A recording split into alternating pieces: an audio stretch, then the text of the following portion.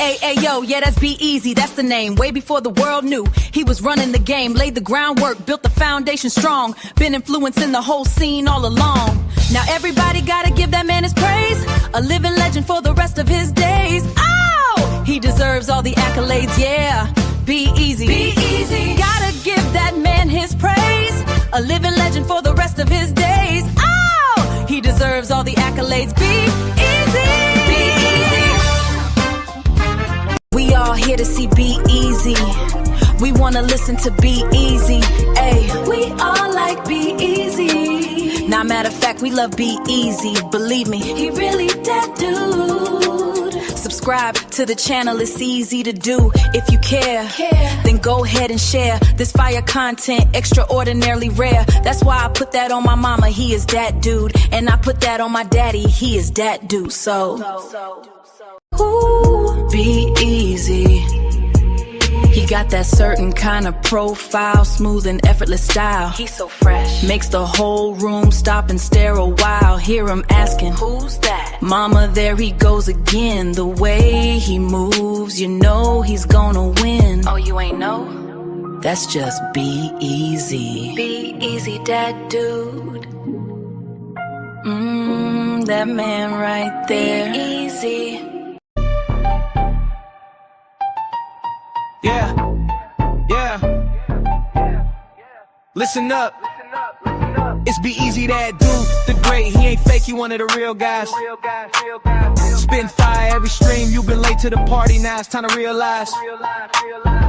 From Pittsburgh to around the world, yeah, the flow is elite. Every beat that he slide on turns into straight heat. Came up from the grind, selling box on a laptop, running up a bag, feel like he hit the jackpot. Got the luxury visions, ambition vivid, never bluff. Person's progress, persevere when the going gets tough. B-Eazy Dat Dude, got stripes in the game. Every rhyme, every line, they gon' remember the name. From the streets to the stage, the energy don't fade. Legend in the making, yeah, history's what he's laid. Mic in his hand, heart in the flow and soul on every beat. Dropping knowledge, power, bravado, his legacy complete. Hustle, amplified, lyrics electrified, that's the truth. B-Eazy Dat Dude, established with certified proof. Feel the bass, feel the vibe, let it ride through the crowd. All the words, every hook, man, he keeps making us proud. King of his lane, rising above every feud. All hail the one and only, one and only, one and only. B-Eazy Dat Dude.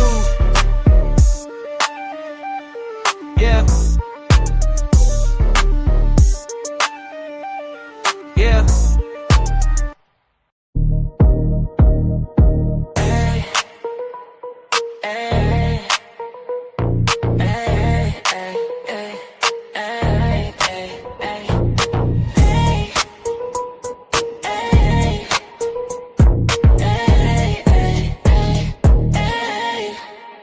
He always do it big, you know who it is. B-Eazy, B-Eazy, B-Eazy Dat Dude. He on his way to the top and he ain't about to stop. You thought he would flop and didn't wanna give him props. The things you dreaming about he already did do. Now it's time to soak a game, he about to give you. Like, share, follow, and subscribe. Hit the notification bell to tune in when he goes live. Make a contribution if you feeling the content. Tap into the realness if you tired of the nonsense. I mean, no disrespect, ain't trying to sound rude, but the world already knows that B-Eazy's that dude. Ooh.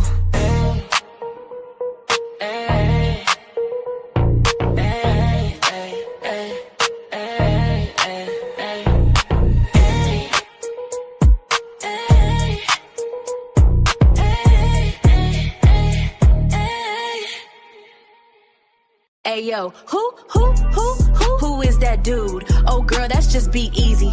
Oh boy, that's just B-Eazy. Well, who is B-Eazy? Oh, you ain't know, he been a pro for show, all about the dough. He been running up them racks and still trying to get some more. Don't care about the fame, just trying to gain and grow. He really one of them ones, his presence so pivotal. So hell yeah, he that dude, this is unequivocal.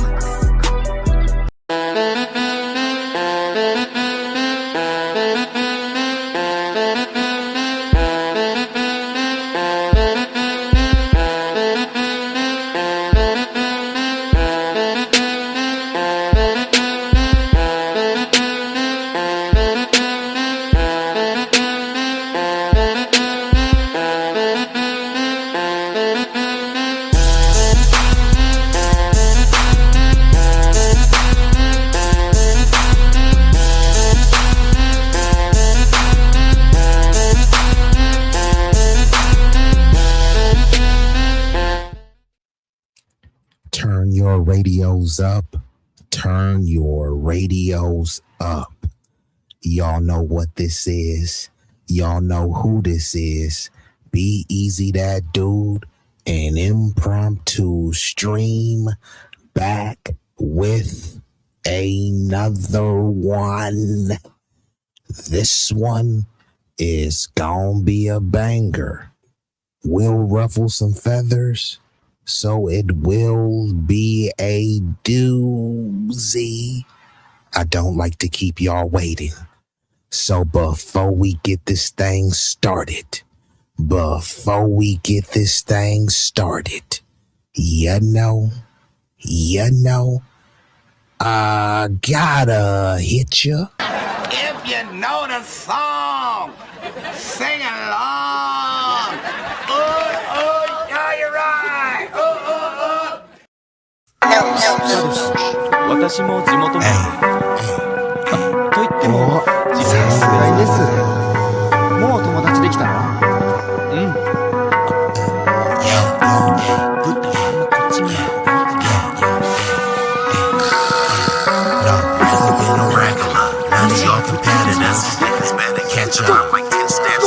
Look, this promethazine got me leaning like a cholo in the club. I'm 20 deep. I don't be riding solo. Pull some bad bitches, they vanilla and cocoa. They wanna take some photos when we kick it out in Soho. Chicks are showing tits and popping pussy for my promo. Told them like juvenile, baby, moving for me slow-mo. Then I'm right back to the block, cause I keep getting moto. I be flipping, not shrinking. I don't give a fuck about no-ho. This nigga name ain't D-Lo, but pimpin' these bitches and stacking this bread forever be my stilo. This is B-Eazy Dat Dude in the trap making pass smooth. If I ever go broke, then I'm about to pull a jack move. Since a nigga healthy, I don't even gotta worry. With my bitch from Fiji, eating tandoori and chicken curry. That ism is really in me. My pimp game international. I design my own clothes, so I be always looking fashionable. Here's a couple facts about me that y'all didn't know. Some of y'all be getting bread, but I be getting bigger, dog. I got bigger guns and a whole lot of bad.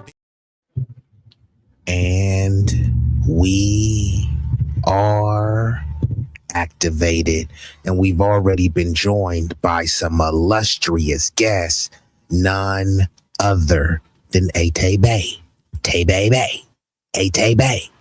And we got Kristen Rodriguez. So salute to Kristen.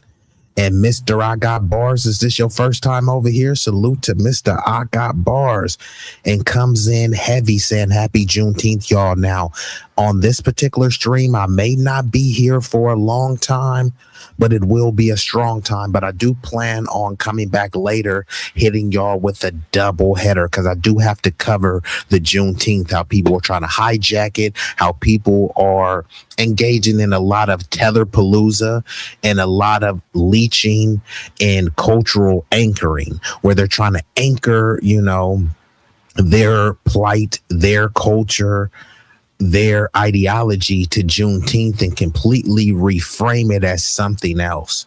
And you know what? For many years, many of us have had our head in the sand. So we haven't really been standing on business as hard as we have, or as hard as we should have been. Some haven't been standing on business at all, and some people have been standing on business without the support and the backup of the majority of the collective, right? Oh, shout out to Memphis. Hey, salute to Mr. I Got Bars. So I know if you in Tennessee, then you know about the dude. His name is Chud the Builder, Dalton Etherly, right? So dude is from Clarksville, Tennessee. How far is Clarksville from Memphis? So he was running around Clarksville and mainly a lot of predominantly Lily W areas, going around calling black people the N-word. He was calling everyone the N-word, but particularly antagonizing black people. He never would go to the trenches, right? All these people love to talk about black people and chimping out and all this stuff. Now, if you want to subscribe to that dog whistle ideology, Who would be chimping out more than people in the hood of notorious neighborhoods in Memphis? Why didn't Chud the Bussy Fairy go to Memphis? He hate N so much, right? He hate the Igger so much. Why didn't he go over there and pull up in Memphis? And that's what all these bigots do. What about Chicago? They love to talk about what about Chicago? What about Oakland? What about all of these? There was one dude that was calling Memphis, Memphrica, trying to say, oh, Memphis is just like Africa. You know what I mean? A bunch of sub-Saharan savages run around. Okay, cool. If that's who you got smoke with, why didn't you pull up to Memphis? Same thing with that bigot in South Carolina. He hates the YNs, but instead he pulled up on some old elderly grandparents. Huh? How cowardly and pathetic could you be? So salute to Memphis, salute to the dirty, salute to the foundational Black American freedmen, salute to all of the people who ride with the community. Now, you don't have to be from the community to support the community, right? I'm not Asian. I support Asians. I'm not white. I support white people. I'm a humanitarian. I support everyone. I love everyone, but I'm B1. I have to support myself first. Always think of it like this. When the plane is about to crash, you can be sitting next to your wife, your kid, your neighbor, your best friend. When the plane is crashing and they have an oxygen mask, who do they say to put the mask on first? They don't say, hey, we know you love your child, so put the mask on your child first. They don't say, I know you love your husband and you've been married for 40 years, put the mask on them first. It says, put the mask on yourself first. Self-preservation is the number one rule in life. So when we're practicing economic, spiritual, and cultural preservation, it's no hatred towards any other group. It's no disdain towards any other group. Yeah, it may get messy and some people may be trolling and roasting and the rhetoric can get a bit inflammatory, but ultimately we're just doing what every other group has always been doing. We're just late to the party. We were all inclusive of everybody while other people were excluding us. And now that we're starting to say, hey, maybe we should exclude some people, it feels like oppression to them, but now it's just setting the boundaries that we've been too lax with, right? All somebody had to do was do a dance, cut a jig. They invited to the cookout.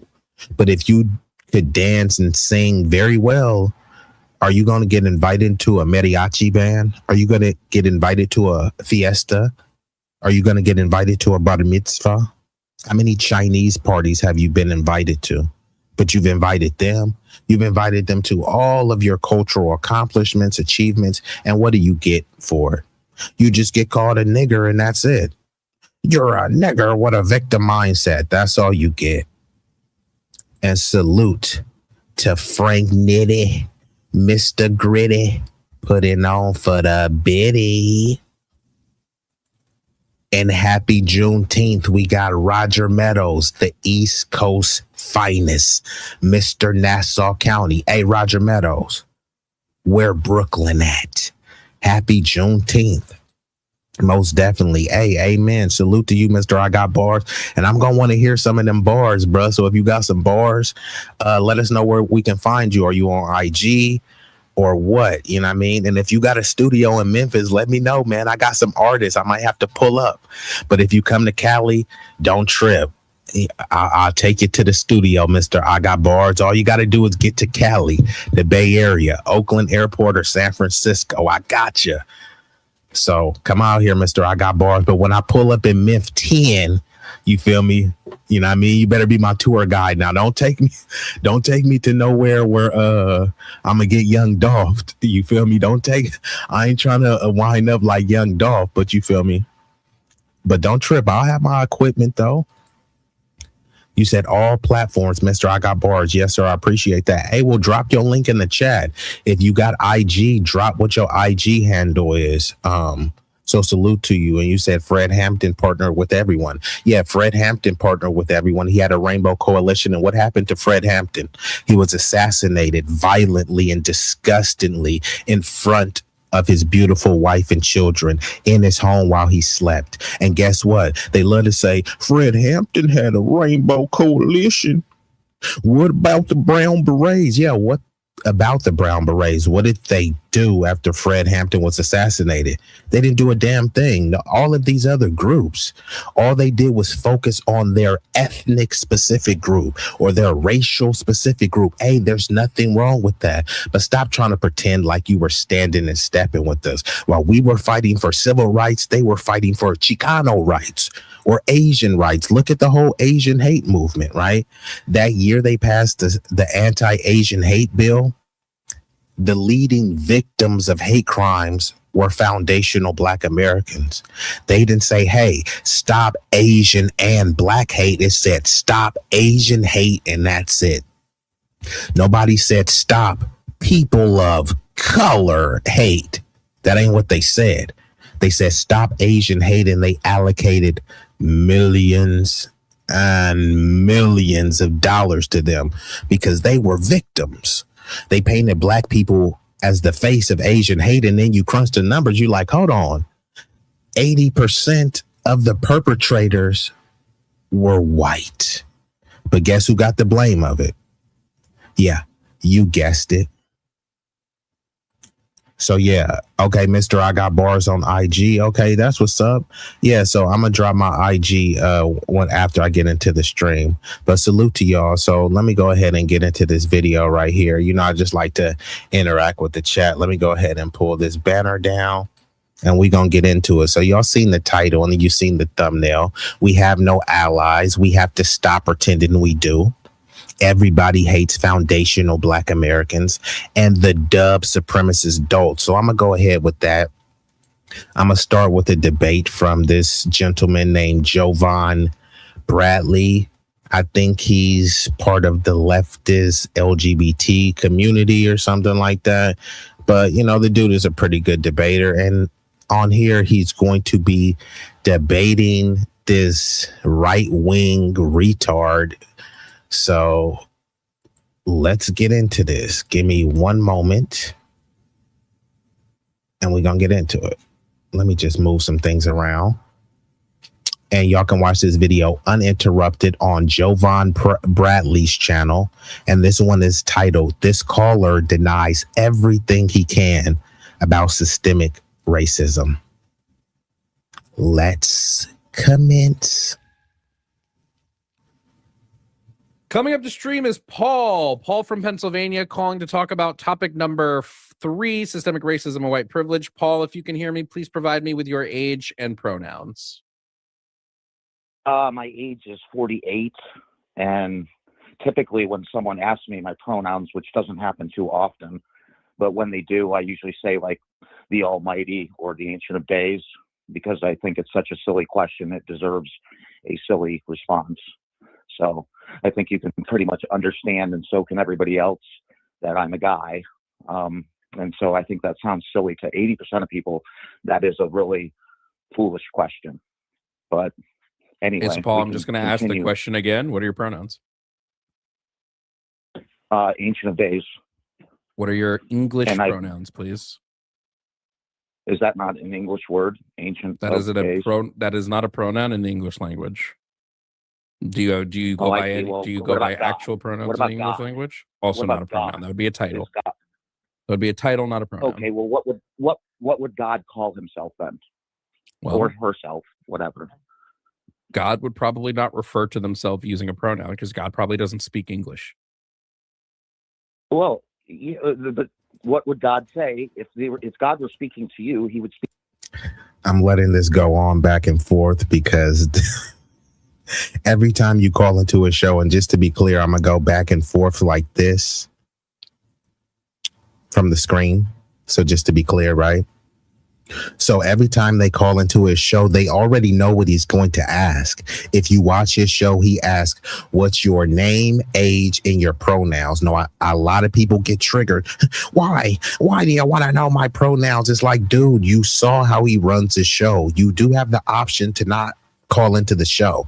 Now, people get cringe. Now, I don't go around saying I identify as this and that pronoun. However, there are typical pronouns that are assigned to people. You know what I mean?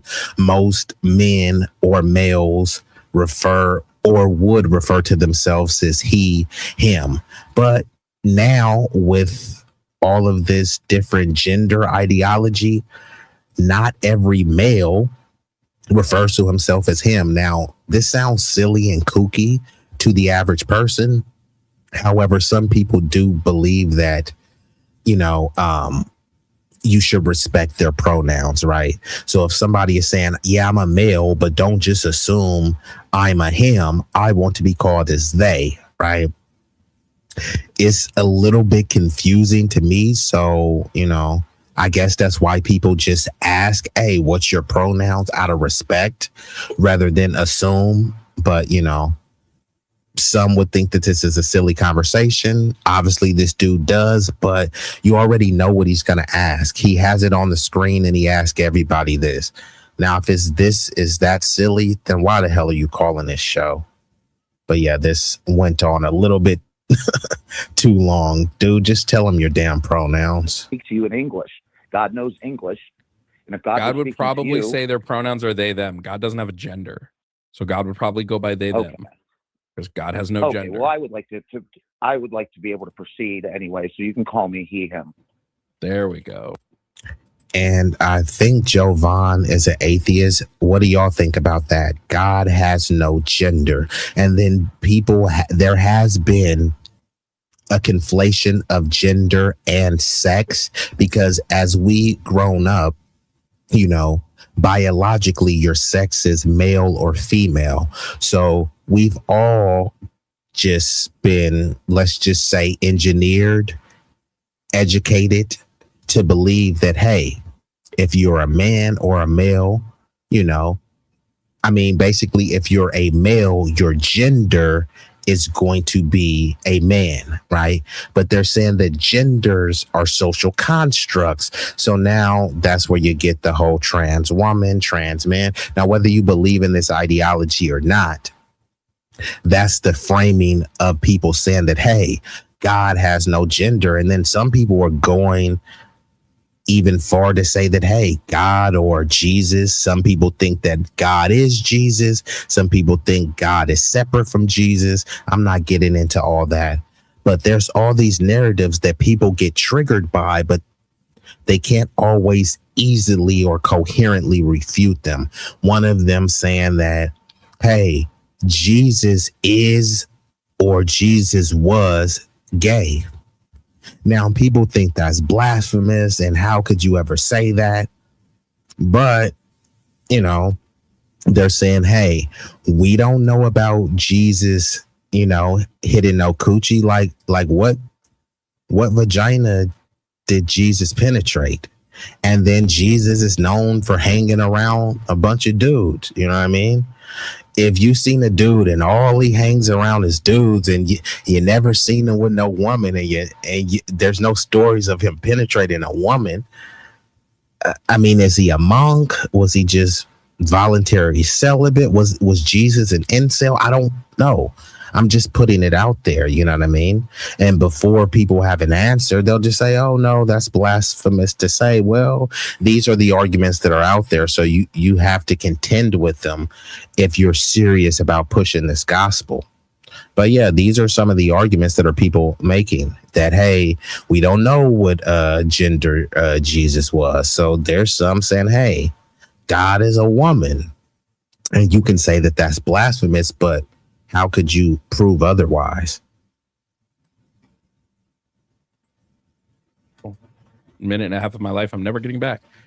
Paul, you're calling to talk about systemic racism. I believe systemic racism and white privilege are real. Do you disagree? And if so, why? Well, it's not so much an issue of agreeing or disagreeing. It's a matter of a spectrum of how bad a problem is it. It doesn't mean that you can't find instances where it's an issue still. It just means that I believe that on a scale of 1 to 10, it's not a big issue in the white culture. I do, however, believe it's a huge issue in the black culture, and I would have never believed that until I moved. So here we have a disingenuous Mayo maniac. So again, he's trying to say that, hey, racism is, they do this all the time, right? Systemic racism, it doesn't exist. It's a hoax. It's a myth. This is what Tucker Carlson and many of his minions and cronies said. And then he turned around and said, hold on. No, I lie. Systemic racism does exist, but only against white men. Make that make sense, right? Let's just hypothetically go with that and say that systemic racism does exist against white men. Who is pulling the levers of power? They love to say that, hey, you guys are low IQ and you're dumb and you're poor and you can't organize anything. Cool. Let's just concede those points. That would mean that we're too dumb to oppress these white people. We're not in any positions of power to oppress them. So who is allegedly oppressing these people, right? It would be people that look like them. We're not in positions to hire or fire them. So they're being hired by people that look like them and then fired by people that look like them. They whine about DEI. DEI mainly benefits the white family. DEI mostly benefits white women. Most white women are married to white men, which is a boon for the white collective. And if DEI was so bad, then why did the white community implement it? Black people don't have any power to implement DEI. This is what they're saying. So suddenly the black community doesn't have any power to do anything. We have no power to get reparations. We have no power to protect our communities. We have no power to get health care, but suddenly we have power to implement DEI? Huh? Make it make sense. You can't, because it doesn't. Look up affirmative action. They blame the black people, but who does affirmative action mainly benefit? White women. Again, most white women are married to white men, so a boost for them is a boost for white society. Less than 4% of the DEI benefits went to black Americans. And when we're talking about black people that it went to, many of them, some say the majority of them, were black melanated immigrants. Many people who didn't even identify as black, but hey, you know, they have enough melanin to check a box and cosplay and tether. Who was implementing those? Look at the Fortune 500 companies. They talk about these companies having DEI. Is it a black person running Target? Is it a black person running any of these Fortune 500 companies that implemented a DEI policy? And DEI doesn't mean black. DEI means white and gay. DEI means white and trans. DEI means white and disabled. DEI means undocumented immigrant. DEI means H-1B visa. All of those things, and I didn't even mention the word black. So we have to stop pretending like these things have helped us. But here we have this, you know, moist MAGA moron whining, saying that white supremacy, no, that's not, you know, an issue. But somehow black racism is. Racism is a system. There's no systems that we have that are oppressing white people. There's no judicial system that's oppressing white people. We're not oppressing them economically. What black people are redlining white people out of neighborhoods. So where's this oppression going on? All they try to look at is that someone shared a meme about Charlie Kirk and somebody made a song called Austin Bop. And that song was kind of slapping. Can't even hold you. That Austin Bop. You know what I mean? Okay, fine. Someone trolled people. How is that oppression? What white people are being lynched? What white people are being mass incarcerated? What white people are doing sharecropping or debt peonage? So where's all of this oppression going on? Where's this systemic racism from black people? It doesn't exist. All they talk about is black people saying mean words, but then they're telling us to get over words. We're supposed to get over being called a nigger, but yet they can't get over being called a racist while they're actually are doing and saying racist things. Okay. From the country into the city, and then I started realizing what racism really is and where it's really coming from, because the white culture, for the most part, has defeated racism on the whole. Doesn't mean there aren't some white racists. It just means they're few and far between, and for the most part, we just don't give a shit. This is potentially the dumbest position I've heard in a long time. And I agree with him. That position was extremely moronic. And shout out to Music Lover. Hey, where you calling from or chatting in from, Music Lover? Faux Life Good evening and shout out to Denise Brown from downtown or from around the town. Are you from downtown, Denise? Shout out to Denise Brown.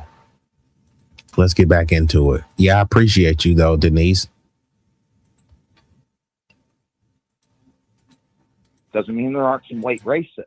It just means they're few and far between, and for the most part, we just don't give a shit. This is potentially the dumbest position I've heard in a long time.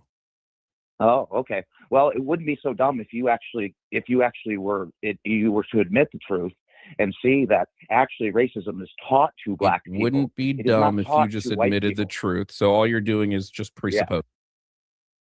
Yeah. So again, is this the best the high IQs have to offer? He said that racism is taught to black people, but it's not taught to white people. Are you kidding me? Where's the history of black kids trying to torment and chase white kids out of schools? It was white kids who didn't want to integrate with black kids, right? It was white kids who would stage protest violently just because they had to integrate the schools. So when he's talking about, hey, racism is taught, no, black households don't teach racism. We're taught, and honestly, we're not even taught this enough because unfortunately, many of us have subscribed to us living in this colorblind utopia because there's no signs to say, no ends allowed. Then people think that, hey, we've made it and whether there's in the colorblind utopia. So I would argue vehemently against this. Black people aren't really teaching their kids about racism enough or thoroughly. You know what I mean? I think they may be giving them a course, not all, but I think some of them are giving them a course, but you're not giving them the AP course. You need to be giving them the advanced prep credential course on bigotry and anti-blackness, because then when they grow up in age, they start acting confused. And I believe it was Dr. Francis Cress Welsing and Dr. Nellie Fuller who said, if you don't understand white supremacy, then everything else will confuse you. So let's get back into it. I don't do presuppositions. No, I believe that. Paul, what is systemic racism? You can see what is systemic racism. Systemic means the system has worked racism into itself so much so that you are at a distinct disadvantage to me simply because you're black. That's how I understand. Do black? So before Jovan gets into it, that was at least a clear, coherent answer. You know what I mean? It could have been more poignant, but that was a concise answer, right? So he's saying what he believes systemic racism is, right? But black people don't run any of these systems, or that's the whole point of systemic racism. It's done systemically. You need to be in control of said system to enact any type of punitive damages, right? So again, there's no black people that are mass incarcerating white people. There's no black people that are mass stop and frisking white people. There's no black people that are redlining white people. There's no black people that are denying white people jobs just because they're white. That's not happening. There's no black people that are finding immigrants and dumping a bunch of them into white neighborhoods. It's not happening.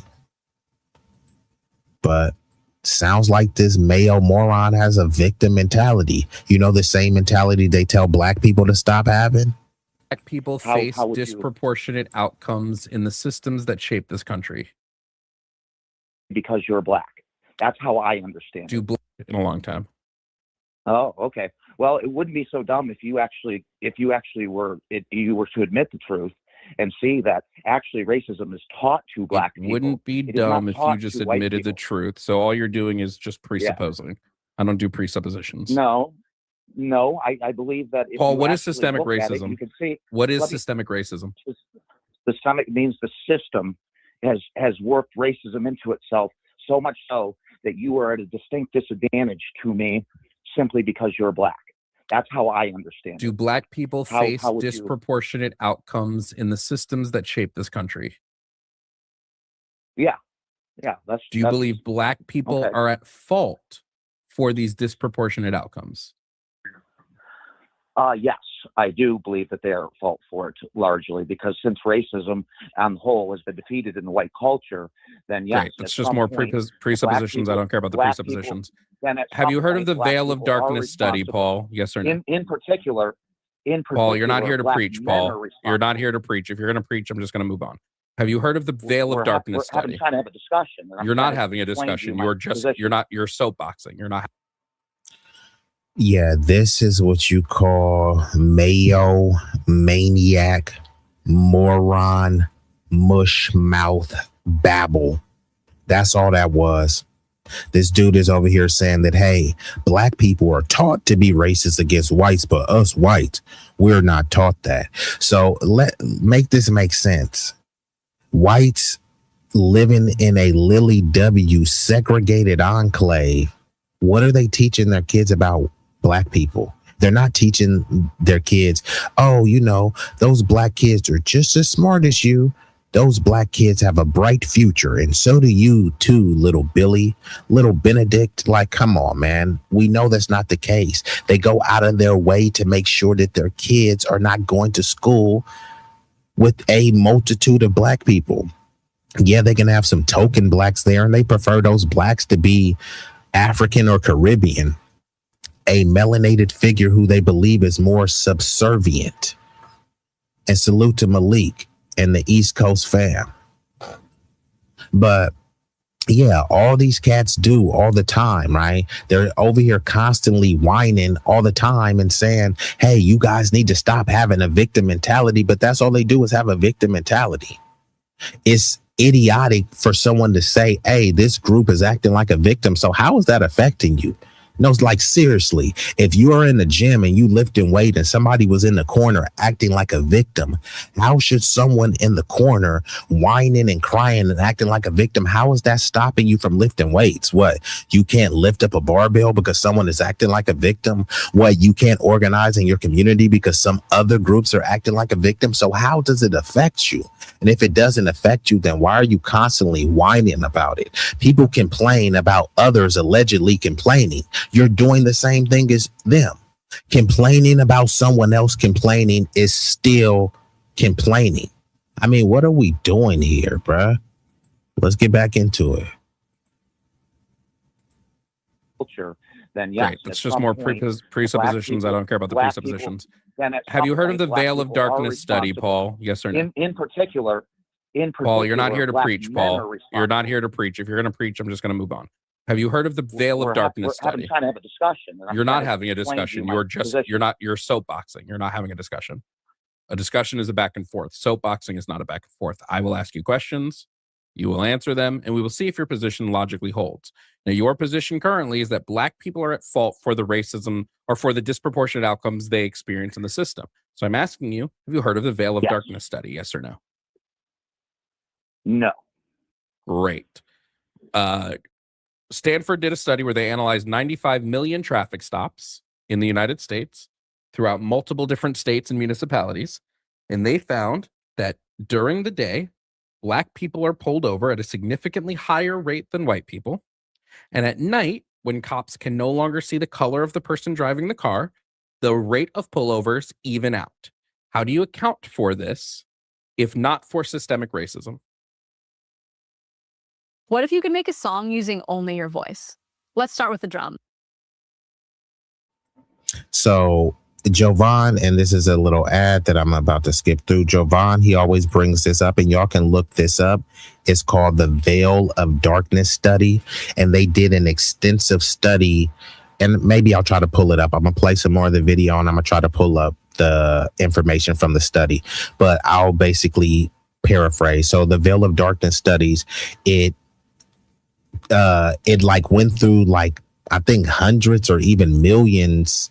I don't know if it was hundreds of thousands or millions of traffic stops, and it did an analysis. And basically during the day, when you can clearly see someone, you know, and their skin pigment, black people were disproportionately pulled over just for like the same things, right? There's a bunch of white people who have their tags out, but they're not disproportionately targeted for pullovers. Now, it said the numbers evened out as the sun, as it became nighttime, because you can't easily see into people's car. And then even when you see, you can't always see their skin pigment, right? So this is just a clear example of racial profiling. And what people always try to do is, if they happen to find something, they say, see, they was justified for racial profiling. But Black people, these have been reports, studies, there's a litany of them.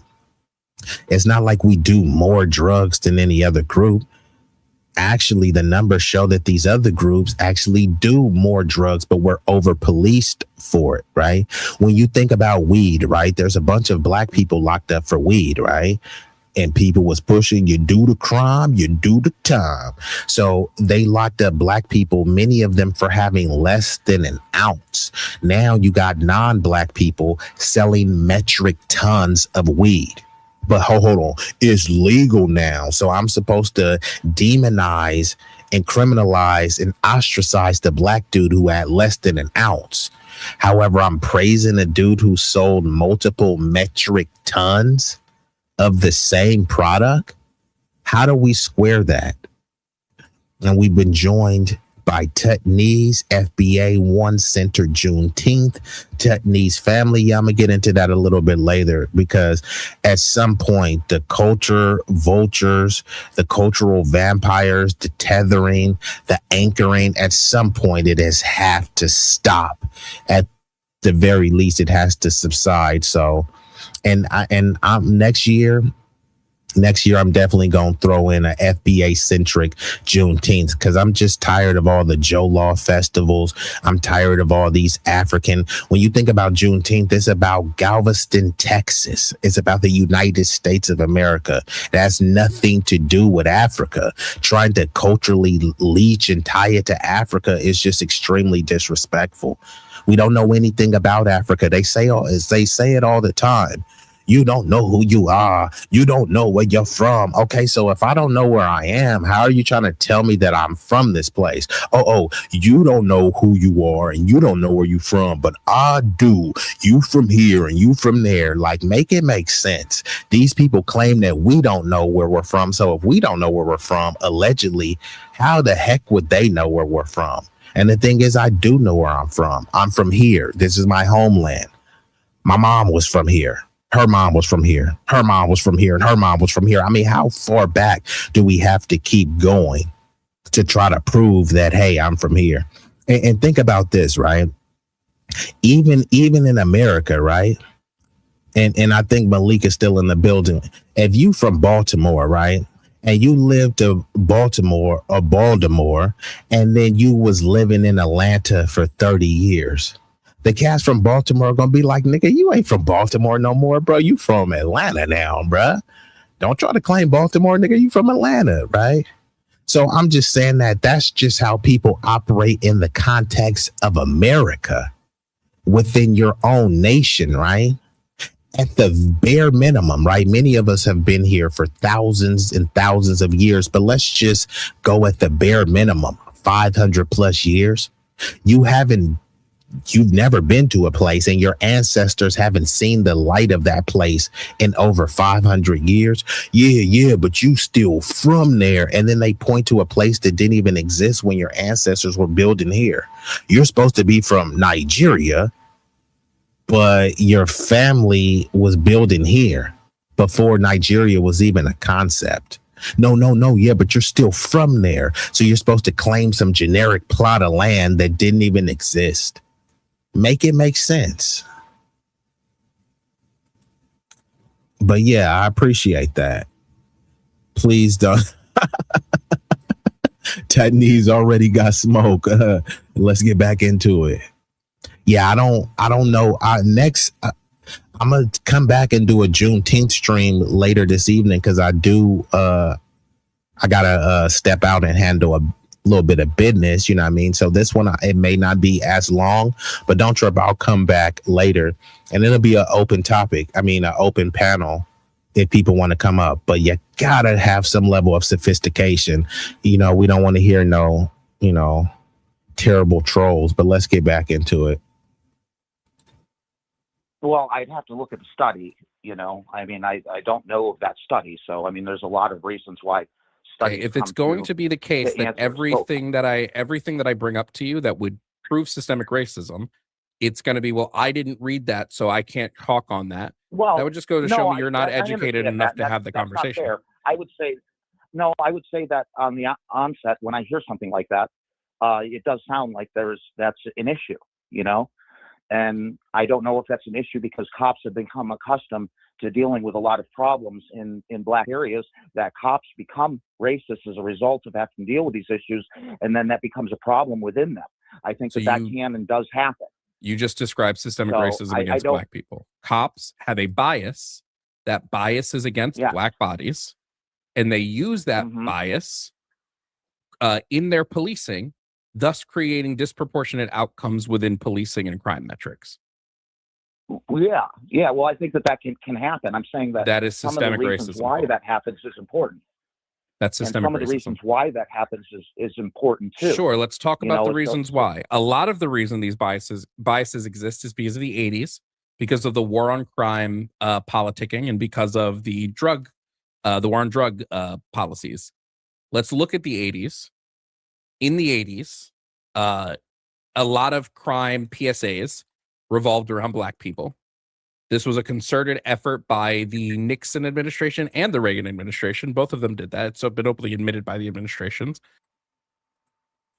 And this is the part that he's going to leave out. It was supported by the Democrats as well, right? So he's talking about Nixon. So when they talked about the war on drugs, it was really the war on blacks. But they couldn't just say, hey, the war on blacks or the war on niggers, right? So they had to say the war on drugs, and they try to make it pretend if they're targeting hippies in these radical groups, but ultimately it was the war on blacks, right? Because they weren't demonizing and over policing and criminalizing white people, right? Which is why cocaine was considered the rich white man's drug, and crack, the same drug, just, cooked in a different method. Suddenly that drug, mainly black people do that drug, so we're going to create a criminal disparity. So if you had 500 grams of cocaine, you still could get less time than having a pinky nail full of crack. The only thing that could explain that is systemic racism. There's no other explanation, but both parties supported this. That's why I say both parties are the same. Two cheeks on the same booty. Joe Biden, bigoted buffoon Joe Biden, he was the one who agreed with the Republicans. He was on there. He was championing that. Then there was a crime bill in the 80s, the 88 crime bill. And then there are actually 3 crime bills, but they really pushed the crime bill in the 90s. And Biden was calling that crime bill Biden's law. He got many of the buck broken, brain dead boule to co-sign it, pushing, what about black on black crime? You know what I mean? They were pushing that back then to try to say, hey, look, some Sambos in the black community support it, so the entire black community supports it, right? So they get the Al Sharpton, Jesse Jackson type saying, we got to do something to protect our community. And they say we protect our community by locking you niggas up, right? Not by investing in the community, not by enriching the community, by just punishing and locking the community up. Both parties supported this, right? Especially the Democrats. So he's talking about Reagan and Nixon, but then in the 90s, it was Clinton and Biden. And Biden was still in the Senate during this time as well. So I just want to be clear, too, when people love to talk about how the Republicans are bad and they're racist and they don't like black people. Well, the Democrats were right there along with them, helping to put this through. Why didn't the Democrats try to fight and protect us? You've never seen the Democrats fight to protect the black community as they fought to protect undocumented citizens. Or undocumented immigrants, because they're not even citizens. So they won't fight for citizens. They won't fight for people who has a lineage who built the nation, but they will fight for someone who immigrated here illegally to seek a better life. Okay. How is that any better than the Republicans are bad? Okay. And the Democrats aren't good. So how about we say that? The Democrats aren't good or the Republicans aren't good. So wouldn't that make both of them bad? This was through policies enabled by people like Lee Atwater. In the 80s, there was the crack cocaine epidemic. This created a lot of issues. The crack epidemic within Black neighborhoods created a massive issue with crime and poverty, systemic poverty. Crack and cocaine are essentially the same drug, save for one ingredients and the way they are cooked. They're essentially the exact same drug. They have almost the exact same effects. It's just the way you ingest them is a little different. However, 5 grams of crack carried a minimum sentence of, I want to say it was 5 years was the minimum sentence for 5 grams of crack. Whereas in order to get the same sentence length for cocaine, you had to have 500 grams of cocaine. The only difference between the drugs, again, is the way they are prepared and one singular ingredient that doesn't really change the compound. The reason why this Nobody can make an argument to say that this, why do you have to make it about race? That's what they made this about. This whole ruling was about race.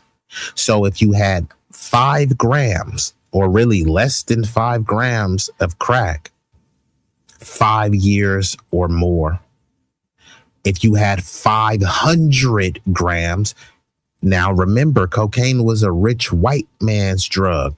So, of course, no poor, lowly black is what they would see would have 500 grams of coke. And if they did, they definitely wouldn't have gave them 5 years. See, if you were black and you had 500 grams of coke, then they say, you know what? You're a distributing network. That's possession. But if you're a white dude and you can say, hey, I had 500 grams just because I like to party, bro. I want to get gnarly, dude, right? You know, both parties supported this. The mass incarceration of black people, targeting them, making everyone seem to be a druggie and a junkie. Notice, they always talk about the black people and the so-called crack babies. What about all these fentanyl babies? What about all these opioid babies? These Oxycontin babies? Why are those terms never, socially pervasive? Let's get back into it. Disparity in sentencing exists. And again, this was admitted by the FBI at the time. They admitted that this was the reason they did that, is because they found crack to exist mostly in black neighborhoods while cocaine existed mostly in white neighborhoods. They also funneled crack into black neighborhoods to further increase this disparity. Now, this led to a system of poverty, a system of drug use. It led to families being torn apart via prison sentences, led to a bunch of things. Is this systemic racism? I don't think you went back far enough in your analysis of the problem at all. I think I would drag it back a little further to when black fathers started leaving their families, starting in the 60s, when you had a revolution that the government would pay for and take the place of a father. And that's exactly what happened in the black community. What was the rate of single? Here we go again. What about fatherless homes? It's like, come on, bruh. They always do this. And let's just say fatherless homes was an issue. What did that have to do with them lynching people? They weren't lynching people because of fatherless homes. They weren't redlining. Hey, the reason why we don't want any niggers living in our neighborhood is because of fatherless homes. That's not what was happening. They didn't want any black people living there simply because they were black. There were black people who were said, hey, look, man, we're well-to-do black people. You know what I mean? This is not a baby mama situation. This is my wife. They didn't want people who were married with children living next to them if they were black. So this dude is making this whole cockamamie story that, hey, the issue is that there's too many fatherless homes. And these metrics, you don't even really truly know the metrics, because if you're not married in America, you're considered single. So there's many fathers that have been in the home, but because they were born to unwed parents, is classified as single. So that's not the same as they're making it to be. Yeah, sure, some fathers were deadbeats, but many of them were systemically and racially targeted to be out of the home. See, as well as they targeted to take the black man out of the home, they could have targeted to say, hey, look, man, we don't want to have a degenerate population. So we're going to target this community for enrichment, because we know if we have strong men create strong families produce a strong community. That's not what they did. They pumped drugs, they redlined, they disenfranchised, they disinvested, and then they're expecting what they did with their little colonial bigoted project to somehow produce the same fruit as some kid that was born with a silver spoon.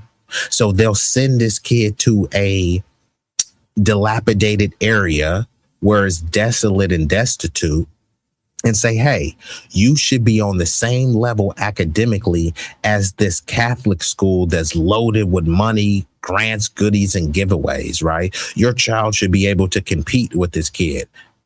It just doesn't make any sense, bro. So I'm gonna play a little bit more of this, and then I'm pivot, and then I'm going to get ready to shut her down, because I won't be here for a long time, but it will be a strong time. What was the rate of single motherhood in the black community in the 60s? You can basically, in fact, if you look statistically at it, and you look at I'm asking you the statistic. By both parents. I know, but you talked for a long time, and I'd like to have a second to make a point. In order to, I want to allow you to speak, but in order to do that, I need substance. So if you're claiming that the 60s that's what I'm trying is the start of this, I'd like to know, yes, and I'm looking for clarification. I'd like to know what was the rate of single family homes in the black community in the 60s.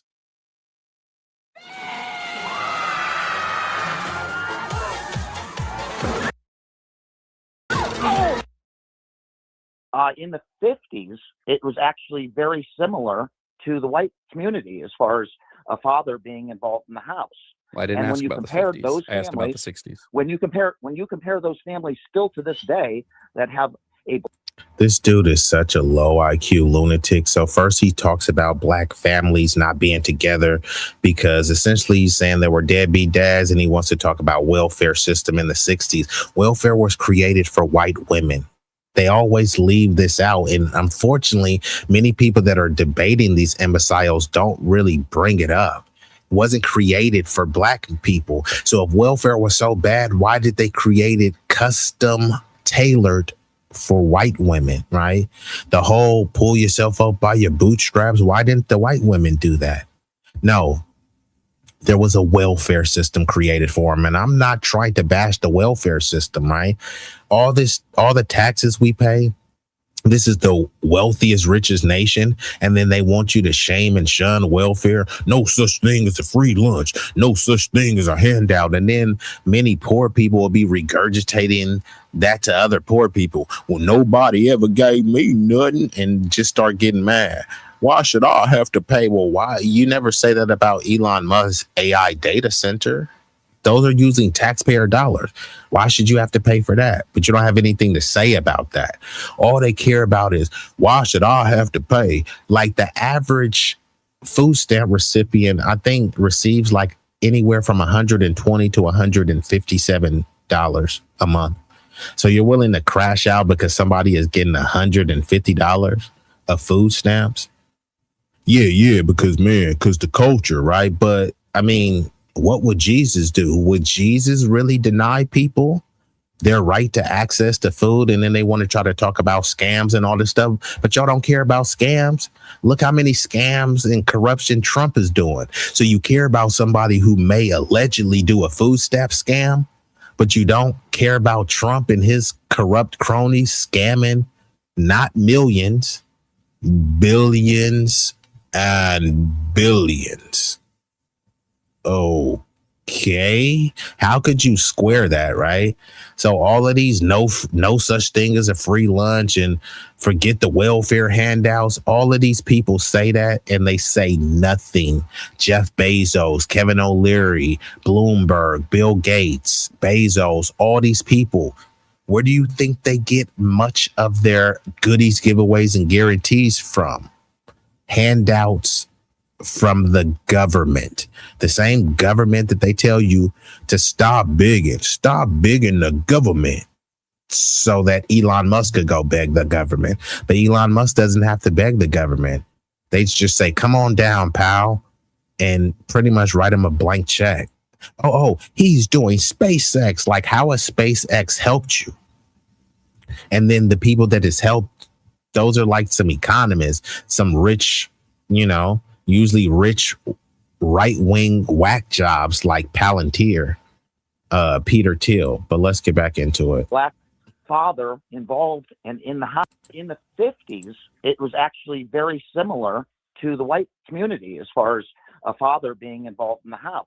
Well, I didn't ask about the 50s. I asked about the 60s. When you compare those families still to this day that have a black father involved and in the house, you find that the crime rate is the same as when compared to a white kid that is raised by a father and mother.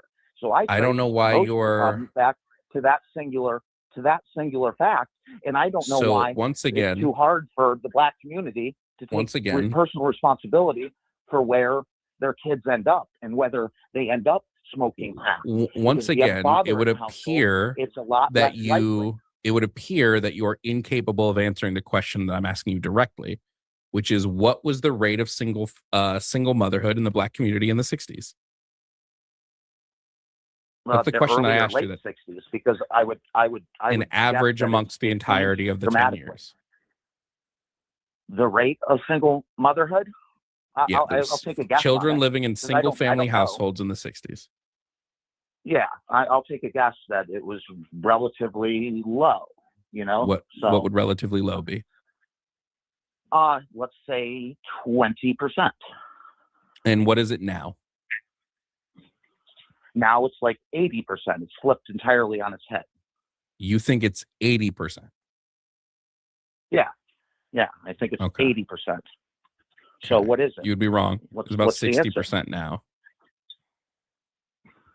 It was about 30% then. That weren't that long ago that said differently, but that's not like I'm grossly in a different universe. It was about 30% in the 60s. It was about 30% in the 50s. So even guessing, I'm doing pretty good. So you said, yes, but you said the 60s was when there was this massive increase, and that is incorrect. So when did the massive increase come? That's where it started. I'm saying no, because the 60s and the 50s had the same rate. So it didn't start in the 60s. So then are we saying it started in the 50s? No, I'm saying that the policies of the 60s. So as you can see, I just wanted to put on display how low IQ many of these male supremacists are. They love, that's why it's a projection, right? It's almost like if a person is always going around calling someone gay, I'm like, bruh, you keep accusing people of that. Like, bro, do you like for people to like, fondle you from behind? Because it's like, why else would you keep making these accusations that are unfounded, right?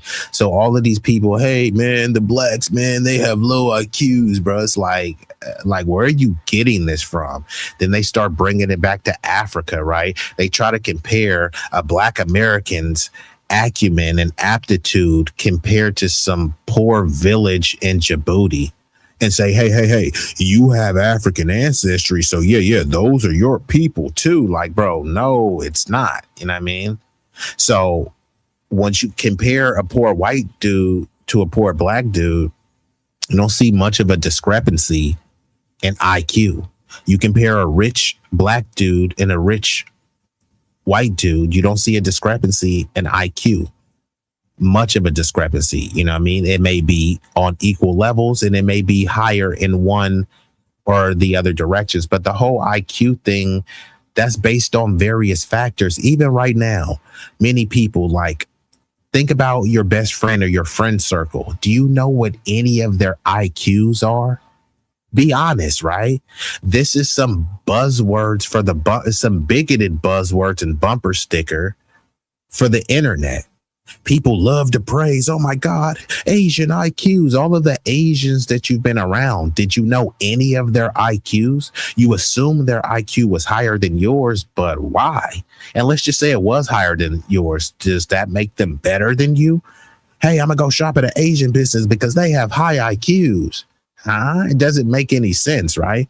Why do you want those egg rolls and sushi? Because Asians have high IQs.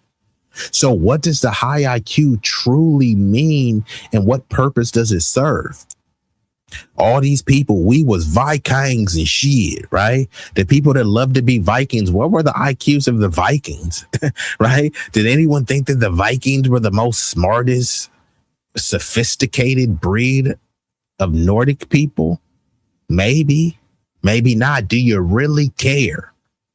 So again, when people got married to their wife, did they know their wife's IQ?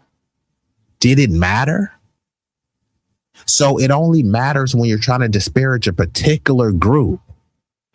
Speaking of that, all these people that are crossing the border illegally, right? They're just seeking a better life. All these people seeking asylum, right? What are their IQs? Clearly, they don't have high IQs. And I'm not saying they need to. Do you think everyone that does construction has a high IQ? So really think about this, right? I'm supposed to praise someone that's sitting in a cushy mansion because they have a high IQ, and it's someone with a lower IQ than them that built the house. But the high IQ person can't even change a tire. But hey, they have a high IQ. Yeah, they have a high IQ, but not high enough to change their tire, not high enough to change and bleed the brakes. So again, how far do we want to take this high IQ propaganda? Every Asian I've known was stupid as anyone else. Yeah, because like IQ is not inherent to race. And then when you say Asian, right, there's a bunch of Asians to try to pretend like all Asians have a high IQ, right? Like a Filipino has the same IQ as a Chinese person. And even Chinese is not like a universal IQ that all Chinese people are going to have. There's stupid black people. There's stupid Chinese people. There's stupid white people, stupid Mexicans, stupid Hondurans, etc., right? IQ and aptitude is not inherent based on race and ethnicity, but we try to pretend that it is, right? But I'm going to go ahead and pull this down. And I may start speeding through this a little bit just because I do got to get up out of here. And it doesn't appear like, I have that much of a lively crowd. So that's okay. I mean, if y'all ain't rocking with the content, then I'll get up out of here because I do got better things to do. I'm a man of the people, but if the people ain't here, then, I will have to depart. But let me just go ahead and pull this story up right here. Just give me uno momento. Bada bing, bada bam. So hold on, is this the story? Okay, here it goes right here. Let me make this one a little bit bigger for y'all.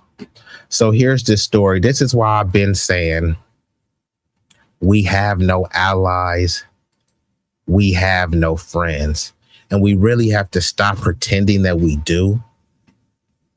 We have to grow up. We have to wake up. And many of us have, but too many of us haven't.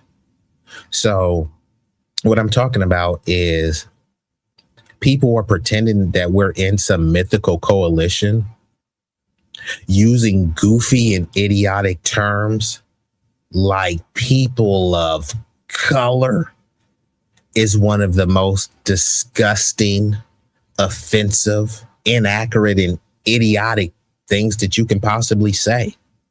There were no other groups considered colored in America.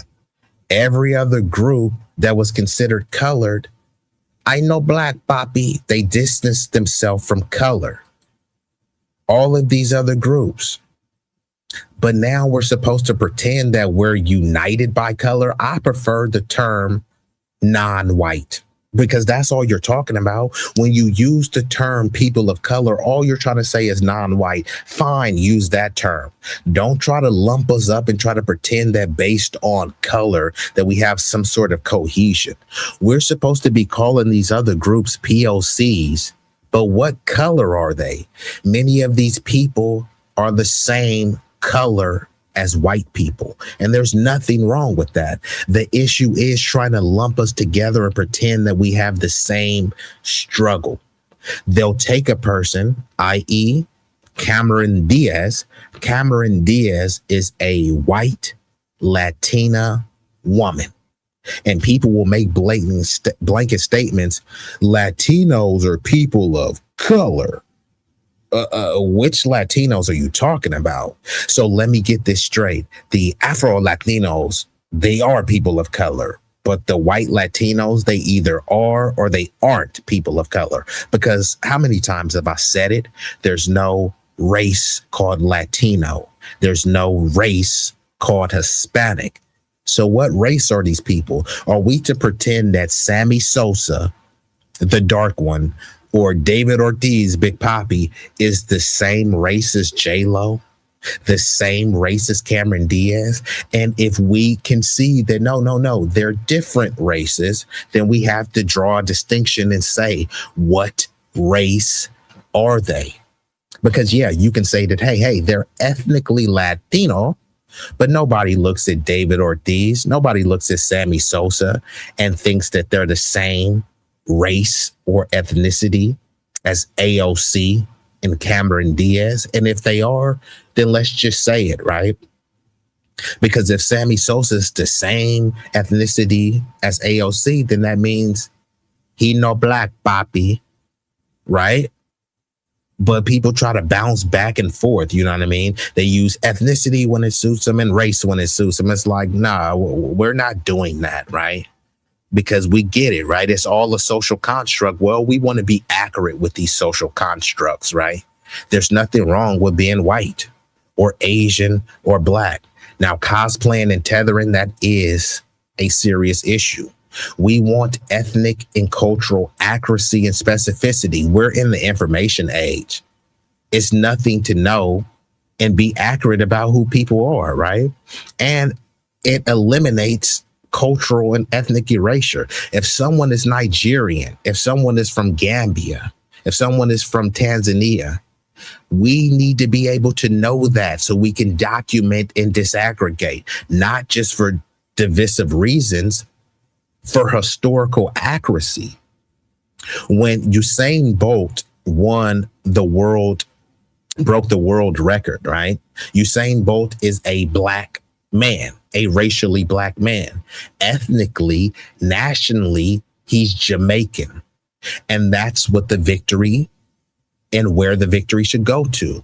Jamaican culture. It shouldn't just be umbrellaed and overshadowed over just the broad vagueness of blackness, right?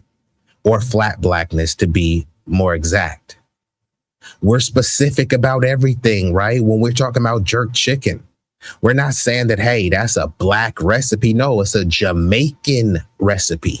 We have no issues getting specific about other things. It's just only when it comes to our cultural accomplishment and achievements, then suddenly nobody wants to get specific. They want to be all inclusive so people can anchor and tether themselves on to our history and our lineage. But you know what?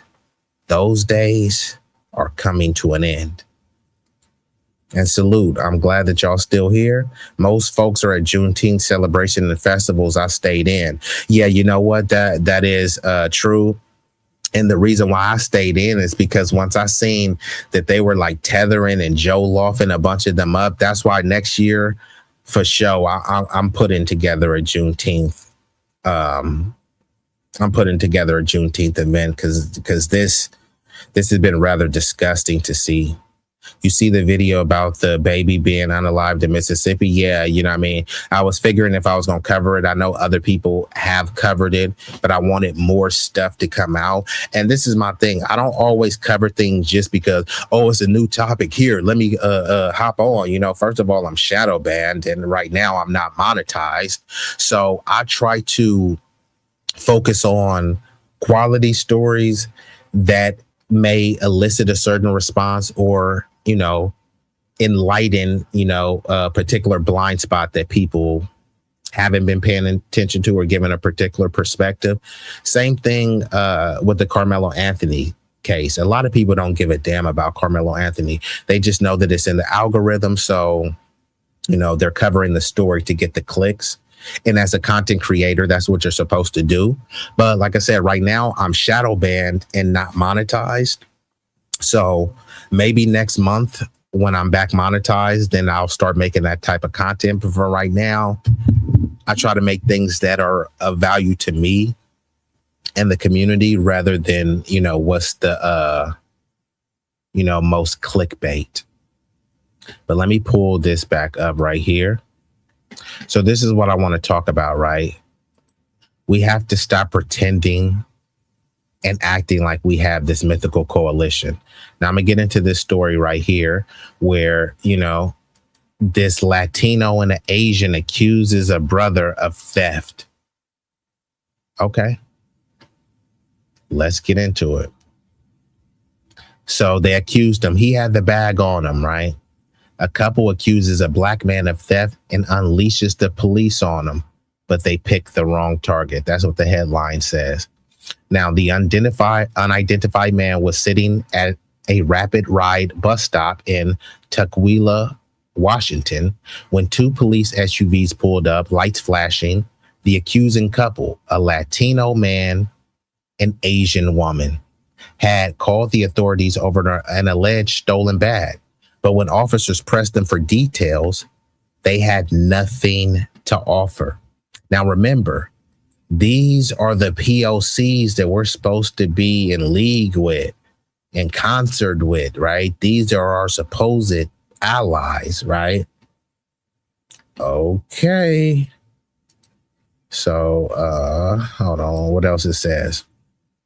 With no physical evidence to back up the accusation, it came down to their word against the man's, who simply wanted to catch his bus.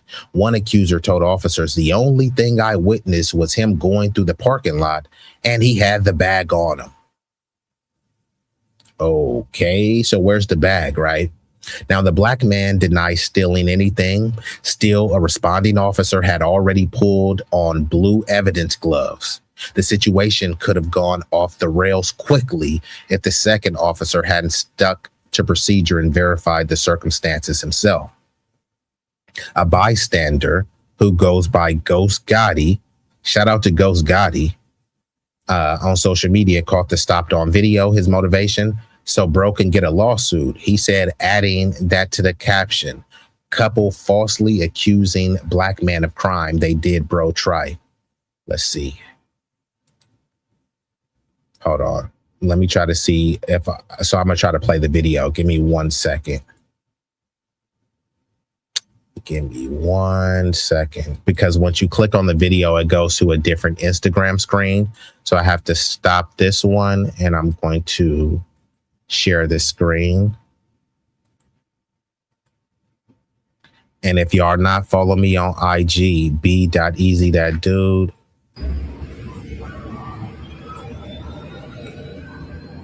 Just because I just want to be honest, just because we're talking about doesn't mean he's guilty at all. So we can't. This is crazy. It's like so. The only thing I witnessed was him going to the parking lot and he had the bag on. This person? Yeah, this person had the bag on. Okay. So what I need now is video. Well, I'm gonna need video, and then I can't go through any of this thing unless you can positively ID and say that is 100% him, and I need what happened before I do anything with it. Because I'm not going to violate any of this. Right? You can.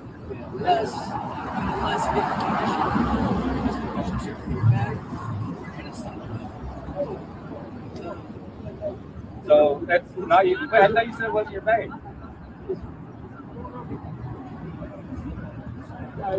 Twist them together. Is it like this stuff?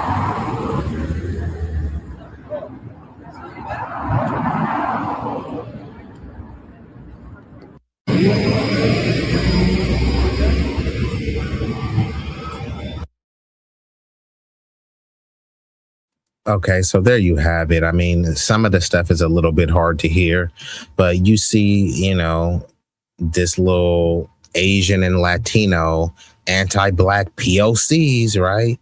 They're accusing him of stealing the bag, but he didn't even take the bag. And they're saying, all I seen him was with the bag. And then the officer asked them for proof, and all they have is their word against theirs. He had it on him. Okay, where's the proof? So unfortunately, this man is now the latest case of an exhausting pattern of non-black callers being quick to call 911 without cause. The video also fuels concerns that officers sometimes treat mere suspicion as proof of guilt.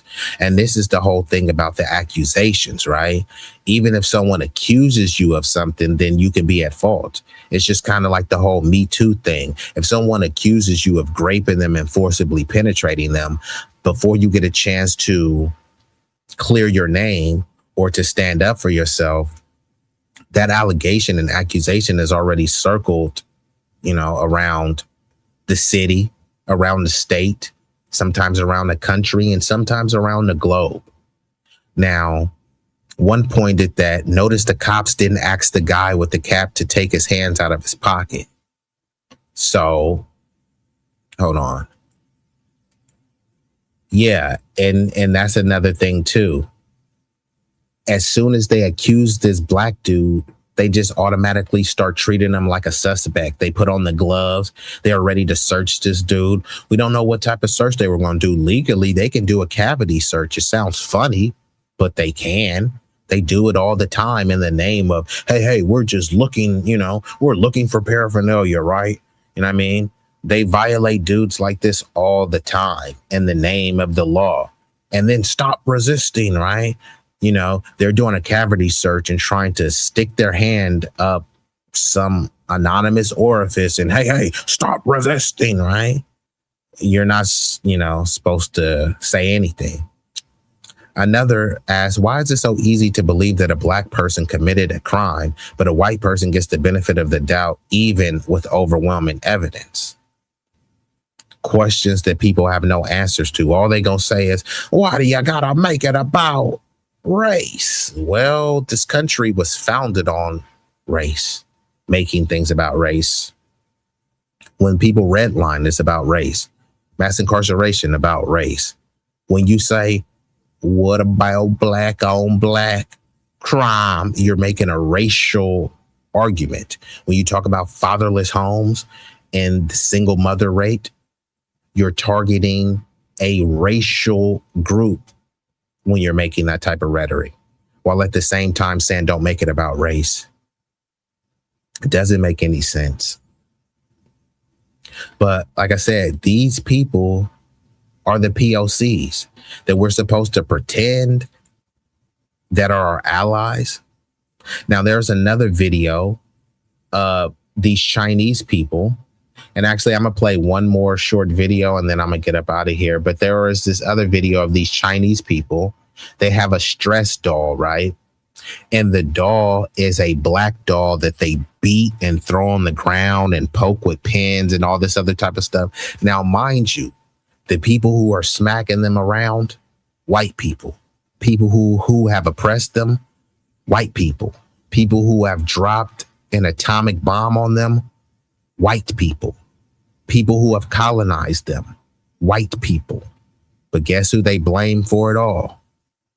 You guessed it, black people. It doesn't make any sense, but then it does. If you are worshiping white mommy and daddy and you want to get closer to them based on assimilation, but guess what? No matter what you do, cue the Kendrick Lamar theme song. They looking at you like you are not like us at all. You're not a heritage American. You're not an Anglo, right? You're not a WASP. But still, these people think that if they just keep attacking black people, if we just hate the niggers a little bit more, then white mommy and daddy will accept us. No, they won't.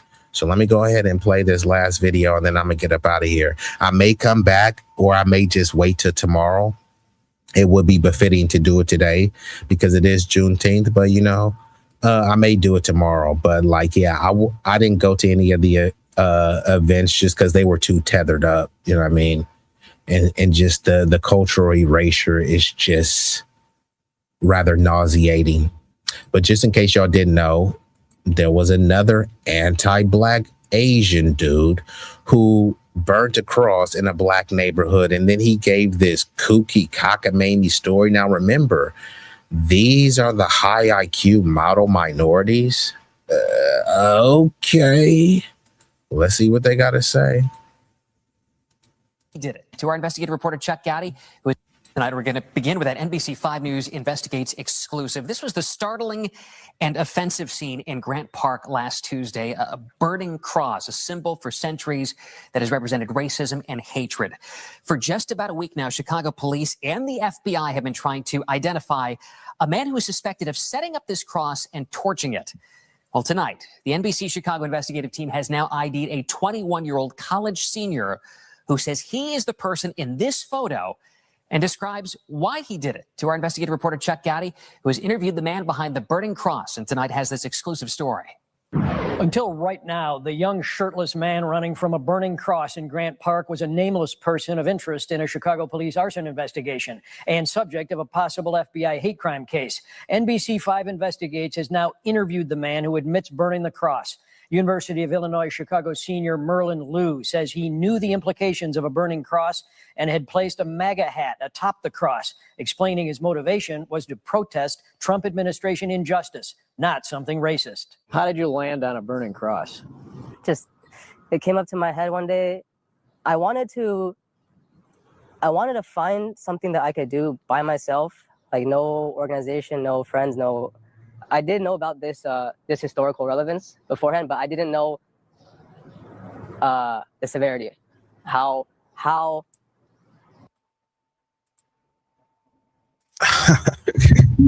First of all, bro, put some bass in your voice, and man, I gotta, bruh. What? How please? Nigga, please. How? Nigga, what? Nigga. Nigga, please. Nigga, please. What? So this dude is not only is he egregious, he's very effeminate. The dude has no bass in his voice. He's just a frail pipsqueak and nincompoop. And all he can think of doing a protest is to burn a cross in a black neighborhood. Dude, okay, fine. You want to protest MAGA, right? Think about this. You want to protest MAGA. This story doesn't even make sense. He wants to protest MAGA, so he protests MAGA by burning a cross in a black neighborhood and putting a MAGA hat on. Huh? You know that black people, even though the numbers increased, black people voted for Trump and MAGA the least of any racial and ethnic demographic. Black people were the least amount to vote for Donald Trump. So if he really wanted to get this, remember the Latinos, I will vote for Donald Trump. Why didn't he go to a predominantly Latino neighborhood and burn a cross and put the MAGA? Those are the people who really wanted to vote for MAGA. Why didn't he go to a Lily W neighborhood? Most MAGA are white. If he wants to protest MAGA, why didn't he go to the heart of MAGA in the white community? And then he tried to say, oh, I knew about the historical relevance. I just didn't know the severity. Huh? Again, these are supposed to be the high IQ model minorities, right? We can't let them off the hook. Remember, they have superior culture, superior IQ, aptitude, and intellect. So I definitely can't let them off the hook. If anyone should know better, it should be him, right? Unless we're saying that high IQ thing is a myth. Unless we're trying to overstate the high IQ. We're in the information age, right? You don't have to read a book anymore. You don't have to read a newspaper anymore. You got this information rapidly at the tips of your fingers. And we have to pretend like this dude, he didn't know what he was doing. Again, these are the people that we're supposed to ally with. Okay, let's get back into it.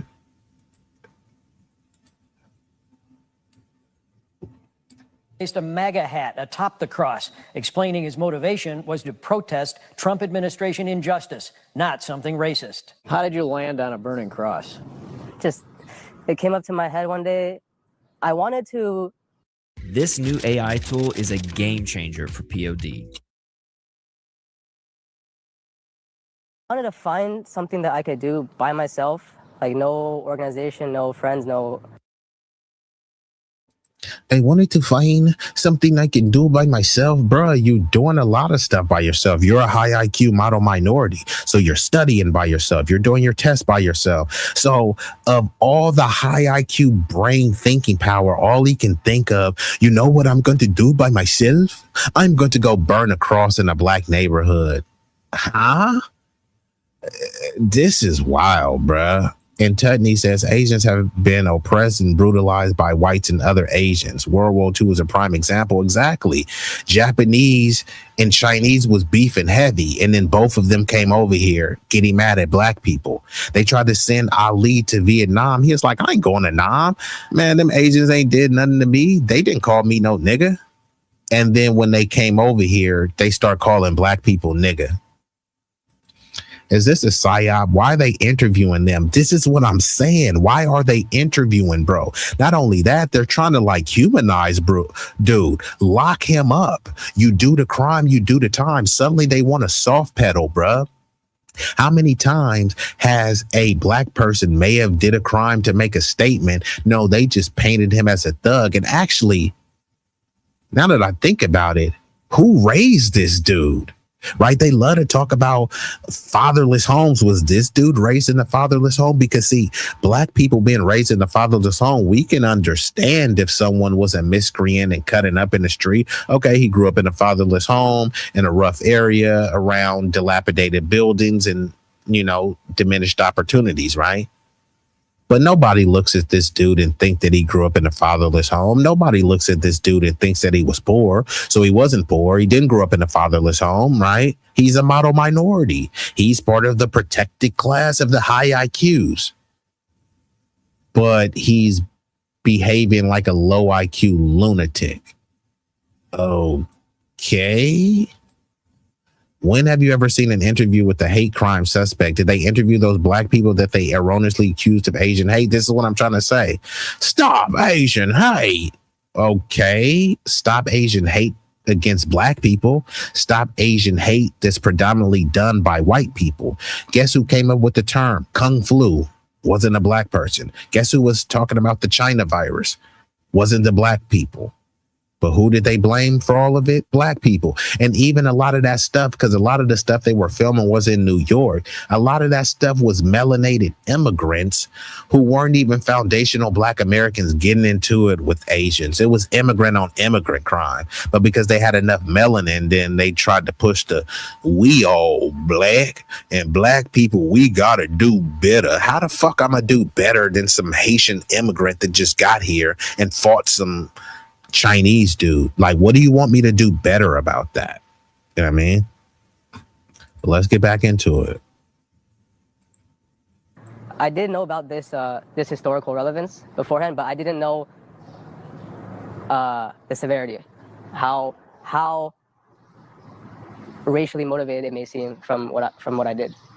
Because my protest has nothing to do with race, nothing to do with gender. Should you have done it some other way? Yeah.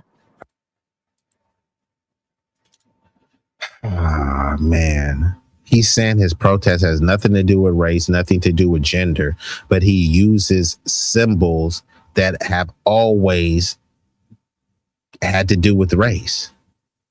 So, I mean, come on, dude. You can't be this stupid. Or maybe you can, right? Hopefully we stop pretending that, you know, the model minorities have just superior IQs just based on their Asian genetics. Probably. Merlin Liu is a 21-year-old Naperville native. No friends, no.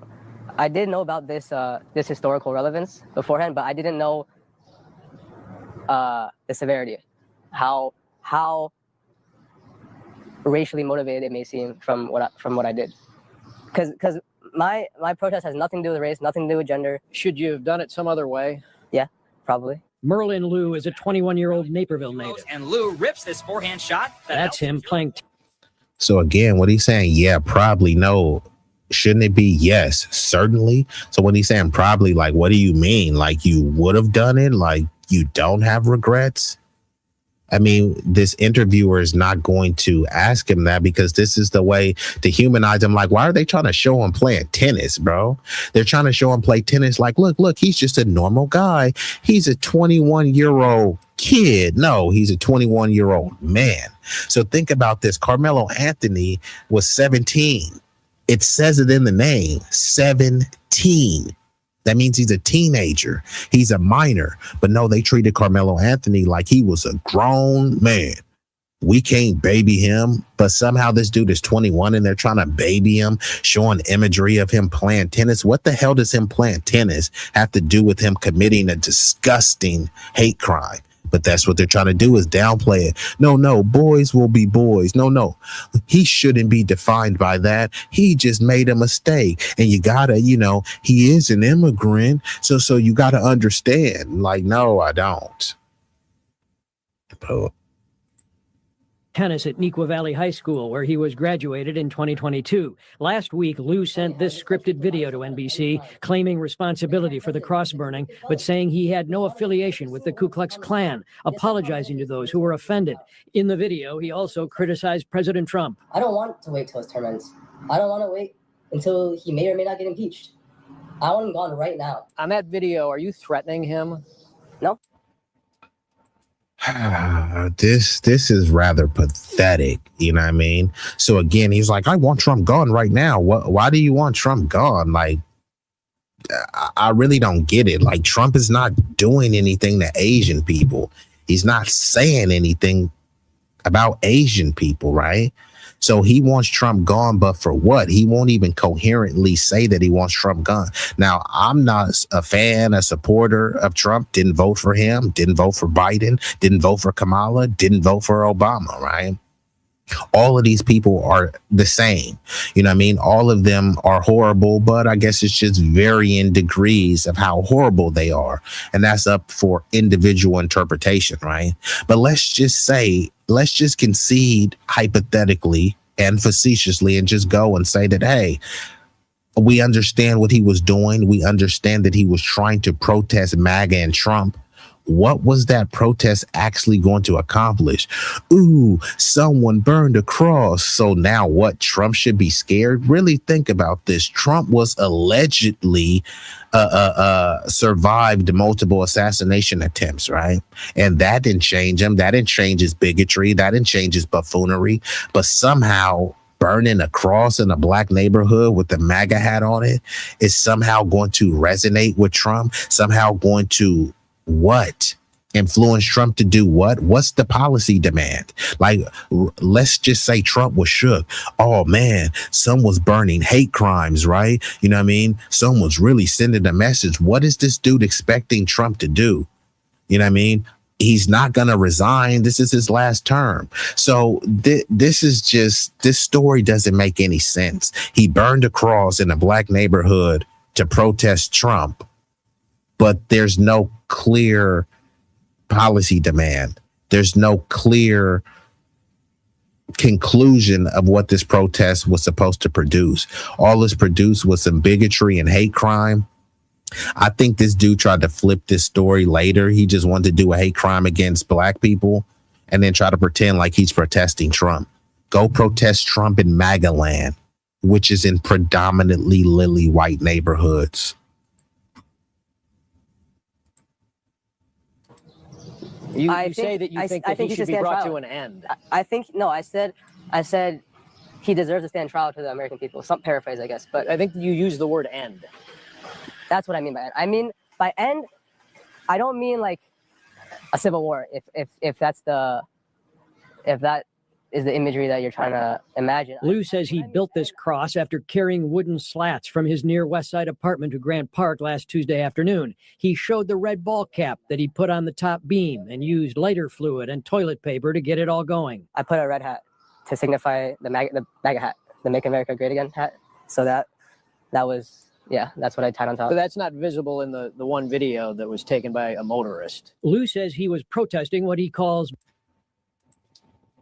And like the dude said, yeah, the hat is not visible. And first of all, that wasn't a MAGA hat. That was a red hat. The MAGA hat says MAGA, Make America Great on it. Yeah, the media in on it. Like, all they're trying to do is humanize this dude. What was the point of showing him playing tennis in high school? This dude is accused of a hate crime, but like, hey, don't forget he played tennis in high school. Yeah, he played tennis in high school in 2022. It's 2026. I don't give a fuck that he played in high school, and he probably was trash. Let's keep it a buck. He probably was trash. Like, that's why he was doing this type of stuff. Again, where the fuck was the MAGA hat? That was just a random red hat. And the dude said, hey, well, that hat wasn't visible from the first thing. And he's trying to act like, oh, yeah, I'm just protesting Trump. Bro, go protest Trump in your own neighborhood. You're Asian. Asians live in segregated enclaves. It's a bunch of Asians don't live by black people. They'll set up shop in a black neighborhood and they say, hey, we don't want to live next to you, niggas. So fine. Y'all don't want to live next to us. He wants to go protest MAGA. Go protest MAGA in your own neighborhood, bruh. And shout out to the hardest working mod on YouTube, Vibrant Low. And Vibrant, I'm about to get up out of here pretty soon, but I appreciate you sliding through. Yeah, it's just outright lying. And yeah, people should push for prosecution. I think he might have been charged with a hate crime. I don't know, but people really do need to push because this is just rather disgusting. If you did this to a Jewish person, you already know what would happen. If you did this to an undocumented immigrant who's not even a citizen, you already know what happened. But if you do it to a black person, it's like, well, nothing to see here. Whoopsie doo. Nah, lock this dude up. You do the crime, you do the time. And you're out of here, buddy. Lock him up. Get him up out of here. I don't want to hear this little cockamamie sob story. MAGA Christian nationalist supporters and the Trump administration ruling class. You're just scamming people. We're just scamming out of money. Right. And I think that's a great reflection of how this country works right now, where money controls everything. Money has power over healthcare. Money has power over transportation. Chicago police and the FBI have been. How many times have we said that money controls everything? Come on, bruh. I mean, we've heard this before. What is he saying that's so profound? Again, this is supposed to be a high IQ model minority, but what has he said that was so compelling and so captivating? He sounds like a little 12-year-old pipsqueak. Again. Oh, what we're supposed to assume? So he know that money controls everything, right? So how was him burning a cross in a black neighborhood going to change anything? He burns a cross in a black neighborhood, but guess what? Money still controls healthcare. Money still controls all of these institutions. So what did him burning that cross actually accomplish? Remember, this is the high IQ, and he was thinking, he thought long and hard about this. I wanted to do a protest that I can do by myself. And that's all he came with? Was burning a cross in a black neighborhood? I mean, that's rather pathetic, bro. And then he says, no, I have no affiliation to the Ku Klux Klan. You know, the Klan that's very renowned for burning crosses in black neighborhoods. No, this had nothing to do with race. I'm a model minority. Okay, bruh. But let's see what, Jet Li has to say. Again. Trying to identify him ever since, putting out this flyer with pictures of him running away. CPD labeling it an arson. Are you surprised nobody's identified you to this point and a little bit called them? A little bit, but to me that's not that important. Right. I don't really to me this issue is bigger than just myself. Did you make it all the way through almost 4 years at UIC? When he says this issue, what issue is he talking about? All he's saying is Trump is bad. We got to get Trump out of office. So how are we going to do that? We're going to go burn a cross in a black neighborhood. How is that helping to get Trump out of office? All of the stuff that he said. No, seriously, bro. Did anything that he said sound high IQ? I mean, I'm just saying, right? There'll be some poor homeless black dudes that will give you more game than this dude. This dude is over here sounding just like a sweet, sassy stooge. But we're supposed to look at him as if, what? He's a model minority. Okay. It took so long to identify him because they gave him cover until they can coach him for this interview. Exactly. Why would it take so long? They identify black. I'm talking about, I seen some grainy, blurry photos of black people. I'm like, who the hell is that? They use some reconstruction software to break down the pixels and increase the resolution of the pixels. And then they identified them. I'm like, huh? Y'all got all of this tech. Obviously, I'm being facetious, right? But they got all of this tech, right? How do you think when you go through fast track, even if you speed and go 100 miles an hour and blast through fast track, that camera is still fast enough to clock your license plate? You mean to tell me that these cameras now are that fast, that sophisticated, and have this much clarity, but nobody could figure out who this dude was? He had to come and give some cockamamie apology. No, it wasn't anti-black. It wasn't about race. It was about Trump. This is wild, bruh. Let's get back into it, and then Tariq is going to give his perspective on it, and then I'm going to shut her down. Without somebody teaching you that a burning cross is one of the most divisive symbols in America? No, I don't really have any, like, I never grew up. What if there was a song that I never finished? Let's finish it. In middle school, I wrote a song, and I with religion, never really surround myself with people with it. Man, these excuses are getting pathetic. So again, he burned a cross and said, I never really grew up with religion. So there's a bunch of atheists that still know about the Ku Klux Klan burning crosses in black neighborhoods. Ku Klux Klan wasn't burning crosses in white neighborhoods. They weren't burning them in Asian neighborhoods because many of those Asians worshiped whiteness.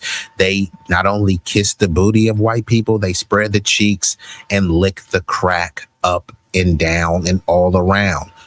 But kissing is not enough with some of these people. They want to lick the crack as well. Fine, if that's what you want to do.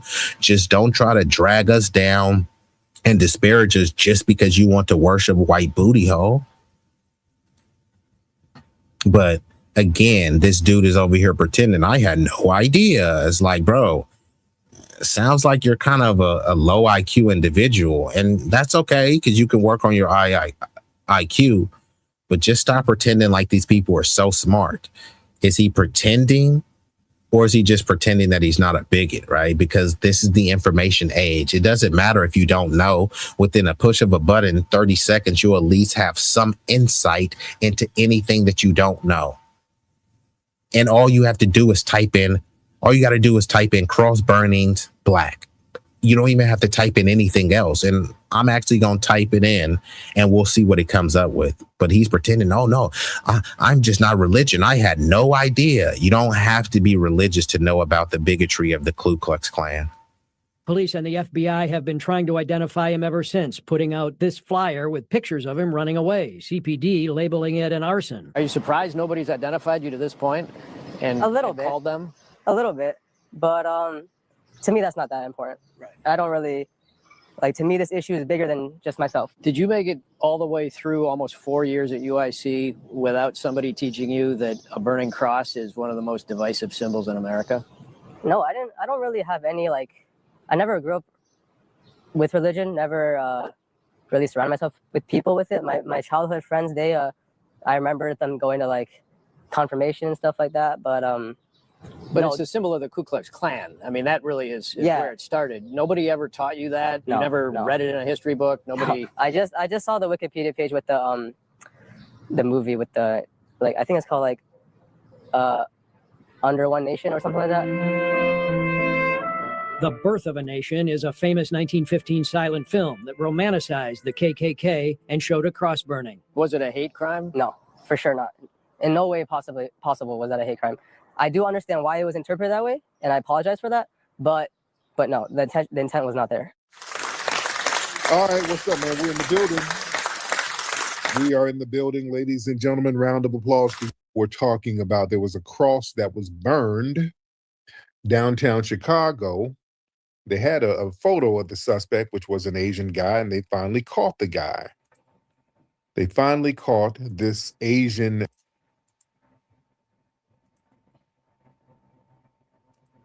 So Tudney says you don't even have to type in black, just type in cross burning. Yeah, I was just typing in because sometimes if you don't type in black, now because like there's this ethnic erasure.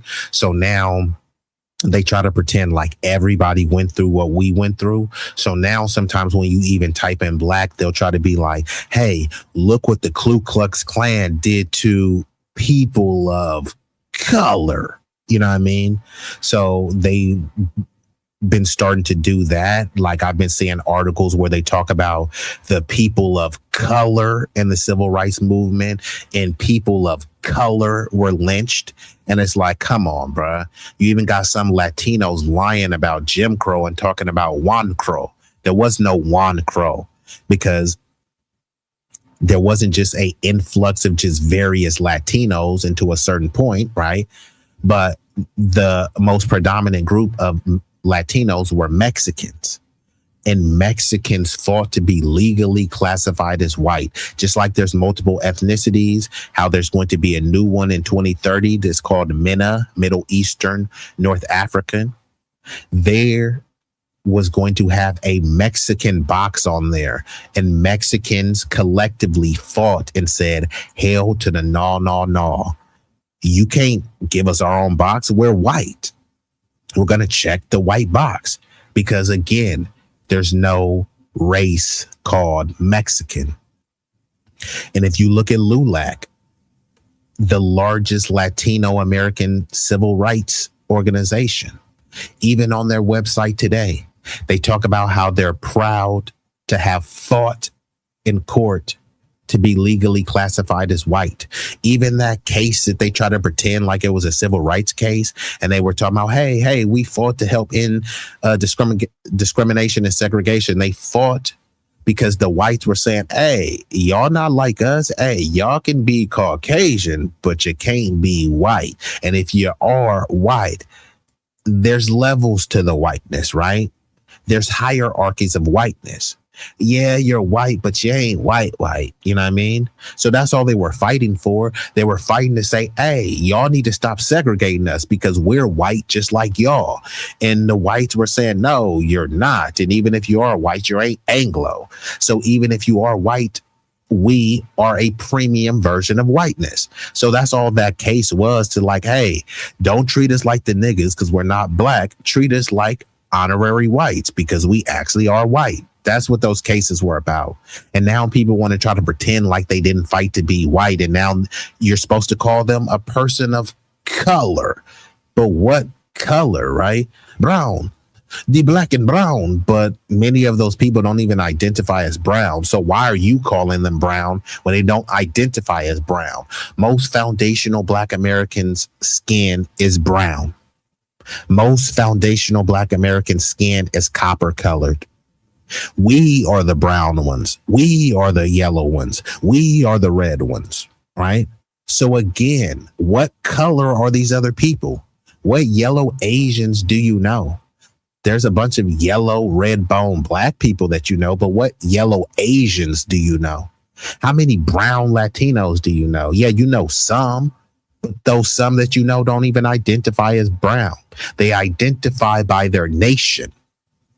It's only them trying to get a bunch of goofy Sambos to try to talk about the black and brown. You don't hear Latinos talk about black and brown. They have concepts like mejoró la raza, lighten, brighten, and whiten the race.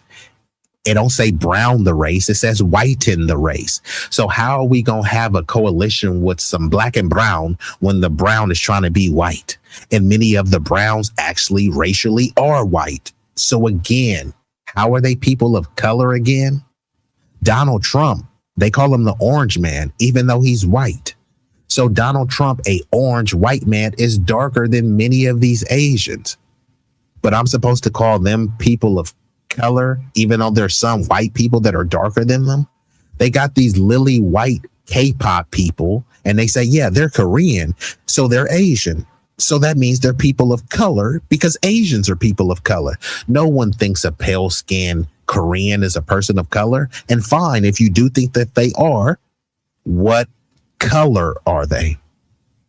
No one could ever answer this. You can answer a SAT question. You can get into an Ivy League school. You can get a master's and a PhD, but you can't tell me what color these Asians are? Okay. Look like Fei Long from Street Fighter 2. Don't do Fei Long like that. I liked Fei Long. He better go watch K-pop and sit down. Yeah, I mean, all that is just a rip off of foundational Black American R&B.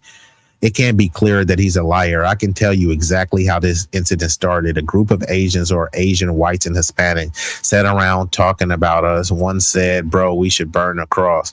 Yeah, but this dude said he did this by himself. And remember, all of this stuff is to protest Trump. Clearly, and this shows you how pathetic those mainstream, lamestream interviewers are. No one asked them, okay, how does this affect Trump? Let's just say I agree with it. Fine. You know, y'all stop being triggered. So what did he burn the cross? Let's just say that I agree with it. Okay, what did that accomplish? He brought up some stuff. Man, you know, money runs the world. And okay, cool. Burning a cross in a Black neighborhood. How is that going to get money out of politics? I'm just saying, like, bro, this is very pathetic. Now, you would expect this from some low IQ thug in the hood who grew up without a father. But nobody thinks that this Asian dude grew up without a father or without a silver spoon. So he grew up with all of the advantages and still is a low IQ lunatic and loser. But let's see what Tariq has to say about this before I shut her down. Gentleman who was sitting up here burning a cross in the middle of Chicago. The guy's name was Merlin Liu. He was charged with hate crimes because he burned a cross in a public park. This was at Chicago's Grant Park. So he built this big old wooden cross from 2 planks of wood using hammers and nails, wrapped it in toilet paper, and he doused it with like a gallon of kerosene. Then he put a MAGA-style hat on top of it, propped it up against a tree, and set it on fire in broad daylight. And there were people who were filming this. They filmed it. The fire department came and they extinguished it. But they later identified Merlin Liu through facial recognition. They use facial recognition technology. We'll go back to that in a minute. But he got arrested. So yeah, it wasn't that somebody said, hey, look, man, I know who that is. They used AI to identify him. Now, people can be fascinated. Oh my God, that's amazing what AI can do. However, it doesn't always get it right. Because that's the whole thing, right? When the trope with Asians, oh, look at their slanted eyes. They all look the same. Well, they say a lot of that stuff about Black people too, right? So, and then sometimes the AI will take a white person and say, yep, it was a Black person. Or some of these people will just misinterpret the AI and say, yeah, well, you know, if the shoe fits, we gonna lock you up. But yeah, the shoe doesn't fit, right? And if the shoe doesn't fit, you must acquit. So yeah, that's where we're at, right? When they start propping up all of these cameras in your neighborhood, it's not for traffic stops. It's not for red light tickets, right? It's for something more sinister, right? They have no money suddenly, right, for these poor neighborhoods. They have no money to enrich those poor neighborhoods, but they do have money for surveillance in those neighborhoods, right? That they do have. And then they talk, but every year they talk about crime is bad. What about crime? It's like, hold on, y'all have more weapons, you got more money, you have more cameras, but you're solving less crime. Then they'll put out reports and talk about crime is down in its lowest in 30 years. But you spent the last 3 years talking about how bad crime was. What about crime? What about crime? What about Black on Black crime? Nobody thinks crime in Chicago is as bad as it was when there was the Cabrini Green projects. Nobody truly thinks that crime is as bad as it was in the early 90s, the height of the Crips and Bloods and stuff, right? All of these things have dissipated, diminished, or just been utterly destroyed. But every year we have to pretend as if, what about Black on Black crime? As if it's just complete out of control and it's just a war zone. But then you crunch the numbers, you're like, oh, damn, crime is actually going down. Tell the media that. Oh, snap. We've been joined by the illustrious Shakim. What it do? Hey, Shakim, I'm surprised you over here, man, because I know you be, dodging bullets, dodging strays, but, you ain't ducking no smoke. So I appreciate that. Salute to Cowboy Ra. But let's get back into it. But I ain't gonna be here for too much longer. I'm gonna just play a little bit more, and then we will be up out of here. But unfortunately, we just gotta snap out of it. Individually, there are some great people of every racial and cultural background. I got some white people that have held me down and that have shown me more love than some black people. But I don't look and see like because this individual or this coterie of whites or Asians or whatever ethnic or racial group, because they hold me down, that means that their collective community is gonna represent, and support me. It just doesn't work like that. And many times people get confused because, hey, my baby mama is Latina or my wife is white or whatever. That's fine. Be with who you want to be with. But you know that your wife's brother may not like you simply because of your race. You know that her family may not like you simply because of your race. And you're willing to overlook that just because you love sliding in some slippery box. That's very cowardly. It's extremely pathetic. It's a simp move. And it's a buster move. We just got to call it what it is, bro. You can be with whoever you want to be. You can love people non-black, black, immigrant, non-immigrant, gay, non-gay. Love whoever you want. But don't just disparage and discard your community just in the name of love or really lust. Because if someone really loves you, then they're going to love everything about you, which means they're going to love the love that you have for your community. I don't want some fucking self-hating person. If you're with a white person, why would you want to be with a white person who hates other white people? Doesn't make sense. They hate other white people. They hate themselves. If you're with a self-loathing Sambo, Coon, or Tether and they hate themselves, yeah, they're not going to really be able to truly love you as a friend, truly be there for you, because they're not really there for themselves. And like Malcolm X said, who taught you to hate yourself? A couple of days ago, he lived in Chicago's Little Italy area.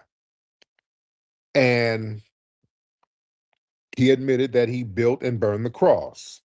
So they charged him with 2 felony counts of hate crimes. That's interesting. They charged him with felony arson, felony criminal damage to... Well, I was about to shut it down, but I'm probably going to play like 5 or 10 minutes of this. If one of y'all want to come up and chop it up for a little bit, you know what I mean? We can discuss. Otherwise, I'm going to play like 10 more minutes and be up out of here.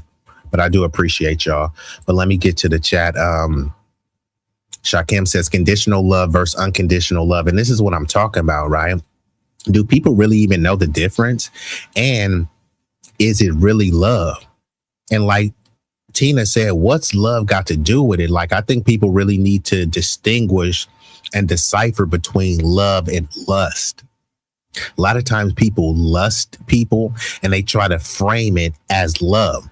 But when you start getting down to the nitty gritty and start asking them just simple questions, don't really sound like love at all, right?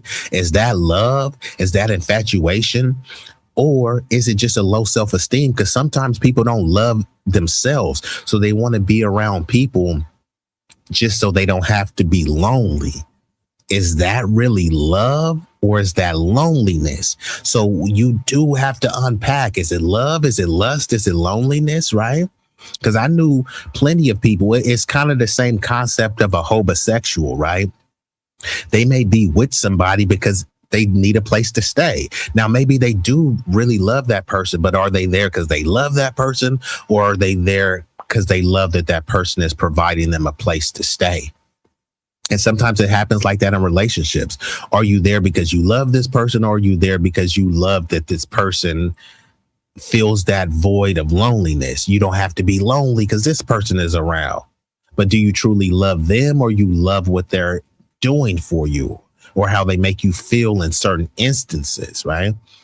Now, some of these conversations what I call courageous conversations, it gets cringe because people don't want to ask these conversations, but these truths comes out anyways, right? Time will reveal all. So these things will be revealed over time. How about you just have a constructive, mature adult conversation and just get to the bottom of it? Now, you only need to get to the bottom of it if you actually do love and care about these people. If they're just some randos and strangers, does it really matter if they love you? Does it really matter if they lust you? You know what I mean? If they're just a stranger and you don't have any true future with this person, may not really matter that much. Self-love is the glue of identity. Without it, who we are becomes disintegrated and forgotten. Yeah. And again, like Malcolm X said, who taught you to hate yourself? If you hate yourself, how could you really truly love me? And then if you hate yourself, but you love me, I mean, I'm going to have to engage in some sort of reclamation project to ensure that you love yourself, right? You have to love yourself, and self-love means self-preservation, right? And self-preservation is the number one rule of survival. It's okay to love people. It's okay to have deep and profound love for people. It's not okay to have so much deep and profound love for people that it takes away from your love from yourself. And I always tell people this, you know what their number one kryptonite is? A mirror. Looking themselves in the mirror and have to contend with who they are currently, who they thought they would be, who they used to be. If somebody was the high school athlete and they used to be top of the sport and they had a six pack and was chiseled and all this stuff, and now they got a beer belly dad bod, you know what I mean? And they probably can't even see their Johnson, you know what I mean? That's a tough thing for some people to contend with. And rather than contend with it, some people, they drown themselves in a bottle, drown themselves in drama, et cetera, right? Same thing with a beautiful girl who was a prom queen. Now she had a few kids, you know, the titties is sagging to the floor. You know what I mean? It's a lot. You know what I mean? And Frank Nitty, you already asked me about the cop shooting, so I don't. Yeah, you already asked me that, but I'm not gonna get too much into that. I mean, I'm waiting until more of it plays out. But like, yeah, I mean, obviously it was wrong though. But you said they admire and are fascinated by and fetishize FBA. They don't love us. Correct. Yeah, it's a form of lust. And they love things about us, right? They love our culture because it gives something to not only attack, but extract. So first they attack it. That's ghetto. That's degenerate. And then they extract, right? If it's so ghetto and degenerate, then how did it birth your whole style? Really think about it. Our culture is supposed to be degenerate and disgusting, but then other groups are emulating it. Make it make sense. It's so disgusting. So imagine I baked a cake, right? And people was like, man, that cake is disgusting, man. That recipe, bro, what you put in that cake? And then you go to one of their parties and it's the same cake that you made that they said was disgusting. Like, hold on, wait a minute. I thought you said that this cake was disgusting. The recipe wasn't hidden. But then I go to your party and you still have this same disgusting cake using my recipe. That's what they do with the music. Twerking is bad. And then you go to their parties, there's a bunch of white girls twerking. It's a bunch of Asians twerking. Don't take my word for it. Just type it in. Just type in white girl twerk, Asian girl twerk. You'll be like, oh, damn, I didn't even know they twerk. Yeah, because you're always inundated with a bunch of black people doing that. What is the difference between someone twerking and someone belly dancing? Oh, no, that's different. Okay, belly dancers are gyrating their hips and other parts of their body. People who twerking are doing the same thing. But it's framed as, no, that's different. This is more exotic. How? Like, no one could clearly say it. It's just like, you know, some more anti-black bigotry. But let me play some more of this video and then I will be up out of here. State-supported property by fire and little misdemeanors like disorderly conduct, reckless conduct, criminal damage to property, and a cross burning to intimidate. So he was in court today, I think, and I think they released him. pending the trial with conditions. They gave him a ban on purchasing items that could start fires. And it's interesting they hit him with a hate crime. Because there's a Supreme Court decision, Virginia versus Black, that described cross burning as a very, very virulent form of intimidation. So they were asking the guy what his motivation was. What was your motivation? Why'd you do this? And he gave some cockamamie story talking about his actions was a solo political protest against Donald Trump and the Trump administration. He said he was against MAGA Christian nationalists, and that's why he placed a red MAGA hat on top of the cross as part of his protests, which that don't make no sense. Meet Devoto AI, the photo editing software that everyone's talking about. This is my thing. This is my thing. I believe that this was anti-Black intimidation, all right? Burning a cross, that's not a blank canvas that can be repurposed for a personalized political statement. In the United States, that's a very unique weapon of domestic terrorism. It's tied to the Ku Klux Klan. It's tied to historic lynching and murders and intimidation of Black people. So trying to say he's using a cross burning to protest Christian nationalism, that makes absolutely no sense. 0 sense. That symbol has a fixed, universally understood definition. Again, remember, this is supposed to be a high IQ model minority. So he's supposed to be protesting Trump, Christian nationalism, and white supremacy. So by him protesting white supremacy, he engages in a white supremacist hate crime to protest white supremacy. It doesn't make any sense. Imagine somebody was standing up for the Me Too movement. And he said, you know what? I'm going to protest all of the people who were victims of RAPE. And the way that you're going to protest is going around ripping people's skirts off and grabbing them by the pussy. Huh? It wouldn't make any sense, just as well as this doesn't make any sense, right? He's protesting white supremacy by engaging in white supremacist hate crimes. Okay. Violent anti-Black hatred. I want y'all to understand how some of these people try to act like trying to say he's using a cross burning to protest Christian nationalism, that makes absolutely no sense. 0 sense. That symbol has a fixed, universally understood definition: violent anti-Black hatred. I want y'all to understand how some of these people try to act like the white supremacists and pretend to be naive. They try to act dumb. No, there's an implausibility for these Gen Zers to be that naive. This guy's 21 years old. He's a chemistry student. I think he attended the University of Illinois, Chicago. So claiming he didn't know the severity of the racial motivations associated with burning a cross, that's no. I don't believe that.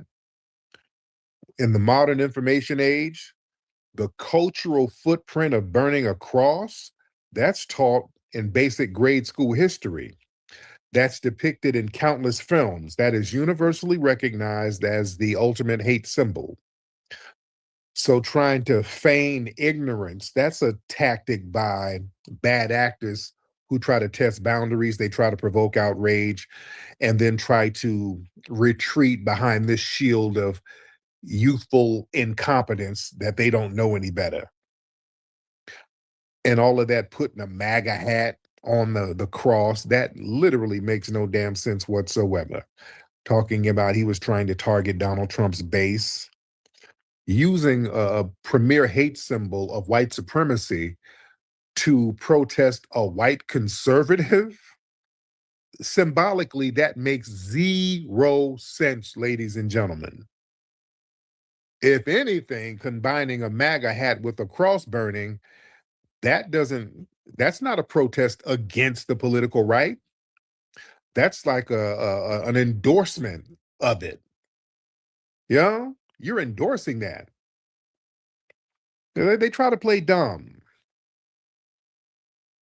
Listen, there's a flawed assumption that only the white supremacists participate in anti-black racism and anti-black ideologies. In reality, the modern alt-right and the far-right movements now, they have a whole bunch of these non-white or non-Anglo members that's unifying around their shared anti-blackness. Being Asian, that doesn't make you immune to harboring the same type of anti-black racism as the white supremacists. So that's what some people get confused about white supremacy. They think that you have to just be white to engage in white supremacy. No, the white supremacy is a system and an ideology. You don't have to be white to adhere to it, right? And many people, they try to assimilate into whiteness or the white community by lightening and brightening their race. Asians, Latinos, some black people, they do that, right?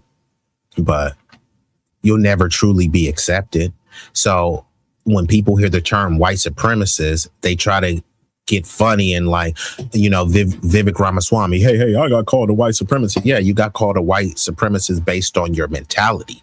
No one is saying that you're racially or ethnically white. They're saying that you subscribe to this ideology. They're saying that you adhere to this ideology, that you adore this ideology. You're looking at it with adulation, right? So that's what people mean. And it's funny because all of these people pretend to be so stupid, right?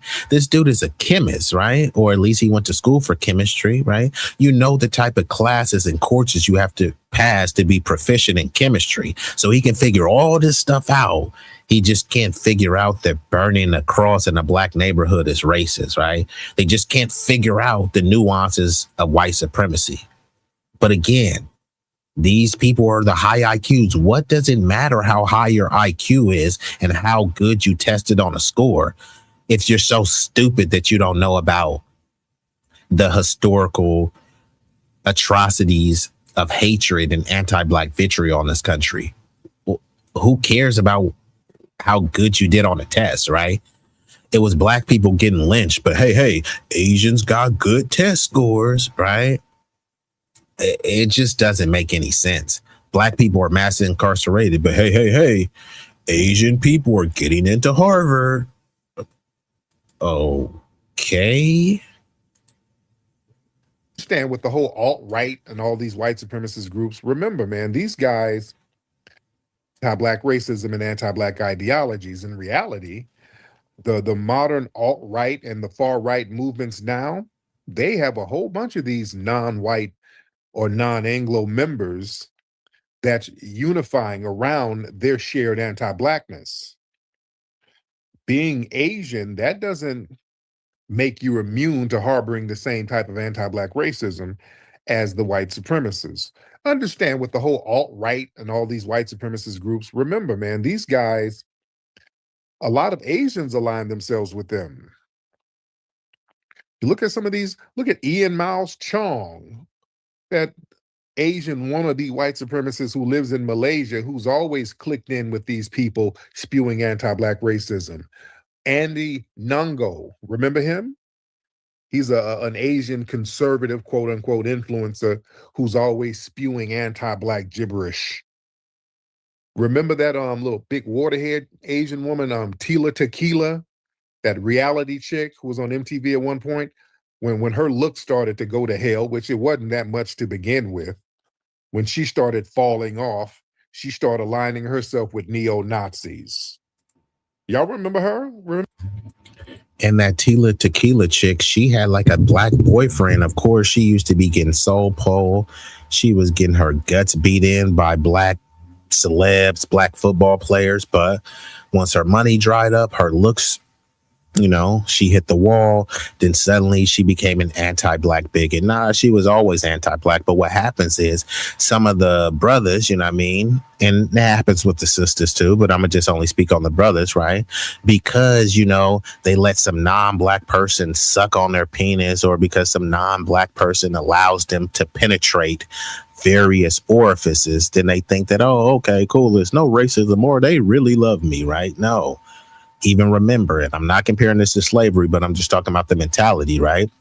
Even the slave owners, the women that they hated, guess what they were doing? Forcibly penetrating them, while at the same time acting like, oh, they're too undesirable for me to touch. And same thing with these lily white women. You think they didn't want some soul pole? You think they didn't want some Mandingo warrior beating their guts in? It was a win-win for them. They get to get their guts beat in, you know, by some soul pole, and then if anything goes astray, like in Rosewood, then they'll just say, hey, you know, the N-word RAP'd me. I mean, so yeah, this has been going on for centuries, and due to this interracial sexual access, it does kind of distort people's view on the system of white supremacy and just how entrenched it is, just how diabolical it is, because things have gotten incrementally better than people try to pretend as if it doesn't exist, right? Because there's no signs that says no niggers allowed, then you think, hey, well, we have it better, until you go try to buy a house and then the neighborhood is predominantly white, you know, the banks won't loan to you, and then if too many of you start moving into that neighborhood, it will be white flight, or they'll sick the HOA on you and find a way to get you up out of there. So you find out just how real white supremacy and anti-blackness is once you try to build something. Many people haven't built anything and aren't building anything. That's why they don't talk about it. You know what I mean? We talk about racism too much and all this other stuff. And then you look, I'm like, bro, you don't have a track record of building anything. All you did was build a platform whining about black people. You say black people whine too much, but your whole content is whining about other people whining, doing the same thing that you're complaining about. Doesn't really make any sense, right? All the black people who say that we need to do this, we need to do that, why haven't they done it? What is literally Officer Tatum? And this is really about the goofball who's followed these people. Jesse Lee Peterson, he spent his whole career saying what black people haven't done, but what has he actually done? All he's done is sat down, looking and sounding like a retard. He has a whole thing that all he says is amazing. It's not funny, right? Like, do you think that's funny? It's not. He's not witty. He's not smart, but he has a massive following of bigots who hate black people. But what has he actually done? Nobody will respect if you're just complaining, right?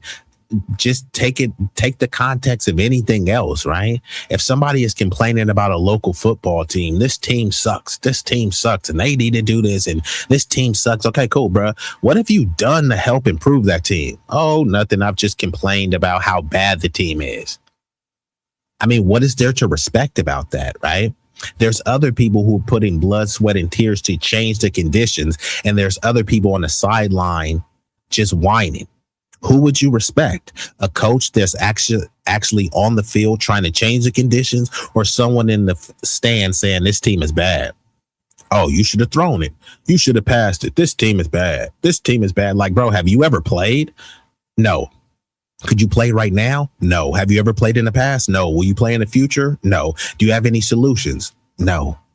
Do you have any plans to change the conditions? No. Okay, what is your next content going to be about? Black on black crime. I mean, what is there to respect about that, right? It just doesn't make any sense, right? And that's more of a victim mindset than anything. If the black community is so low IQ and we're at the bottom and failing, then that means you're at the top. Why are you looking back down to the people who are at the bottom? Aren't you so far ahead of us that you wouldn't even be thinking about us? Right now, the New York Knicks just won the championship. Should the conversation be about the New York Knicks who won the championship, or the teams that didn't even make the playoffs? According to these other groups, we're not even making the playoffs. Okay, fine. Spend most of your content talking about the team that won the championship. They're not doing that. Right now, If you're watching ESPN, do you want to hear about the New York Knicks winning the championship or the Sacramento Kings or the Washington Wizards, right? And let's just say we are the Washington Wizards. Why should you talk about the Washington Wizards more than the New York Knicks? If you think that the Asians are the Spurs and the whites are the New York Knicks, those are the teams you should be talking about. You shouldn't be talking about the Wizards who didn't make the playoffs. You shouldn't be talking about any of these lower tier teams. And that's what they do all the time. We're so low IQ, but that's all they talk about. You know, we're so degenerate, but that's all they talk about. You're only 13% of the population. Okay, then why are you constantly talking about us the majority of the time? 13% is not the majority, yet the majority of your conversations are about us. How pathetic could you be? Now I'm going to get ready to shut her down because I do got to get up out of here. I may come back later and hit y'all with a double header.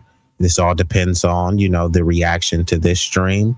And I do want to salute y'all, everyone that's been here live concurrently and that will watch this on the replay. Y'all could have been anywhere in the world. Y'all chose to be here with me, at least momentarily. And for that, I thank you. So here, I'm going to hit y'all with a series of visuals, and then we will be out of here. I will shut her down. But hey, if you haven't taken the time to like the stream yet, remember the comments, the sharing, the likes. It won't cost you a fee. They all are free.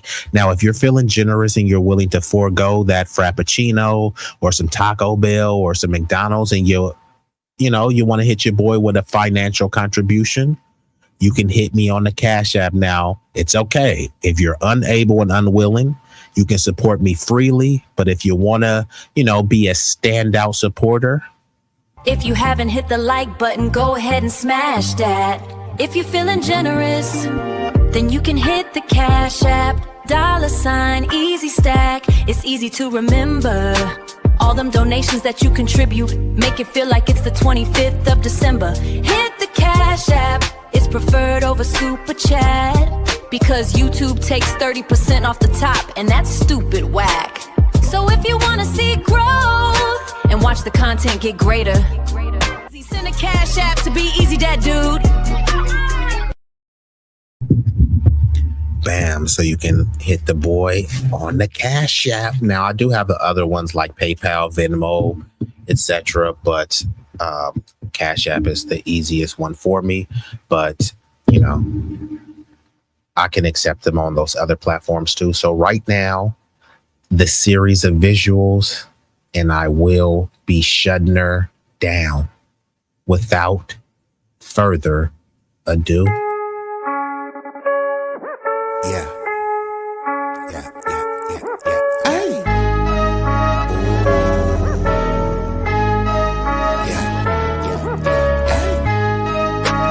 B-Eazy Dat Dude, yeah.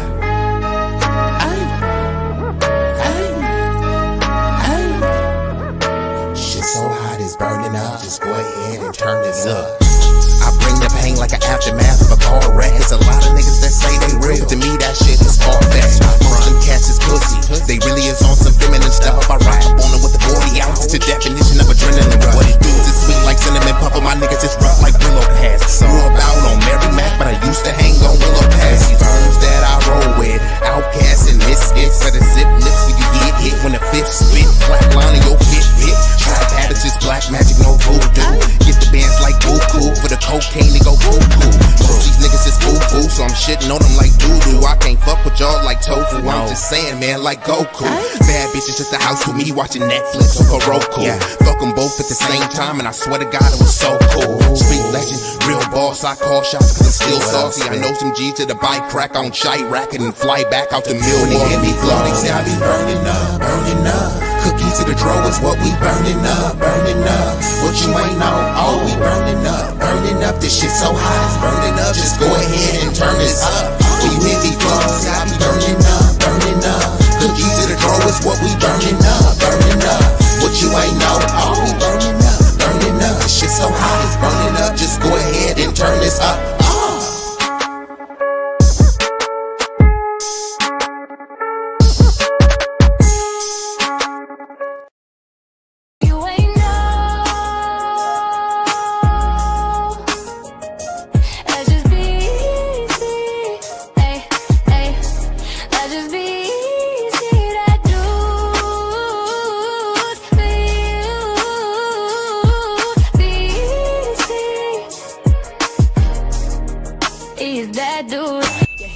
feel me? Ooh, ooh, ooh. B-Eazy Dat Dude, yeah. B-Eazy.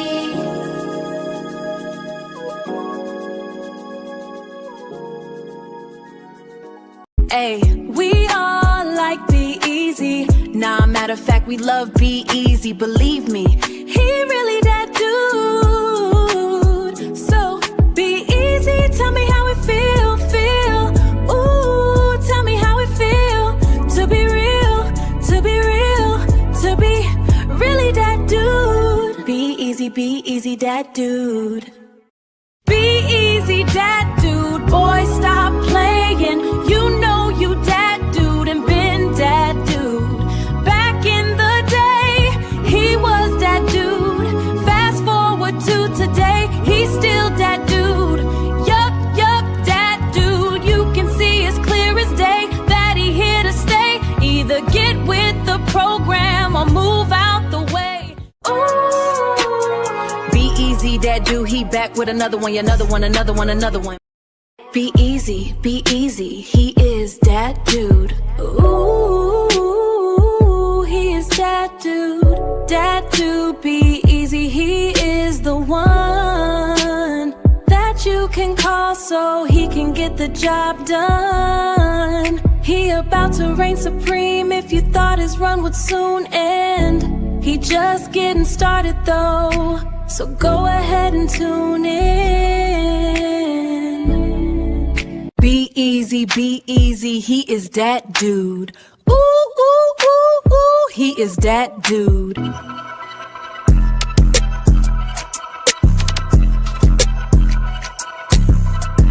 If you feel the vibe, like, share, and subscribe. We growing on this journey. Come and take a ride. If you wanna slide with that dude, B-Eazy. We going all the way to the top, believe me. All the way to the top, believe me.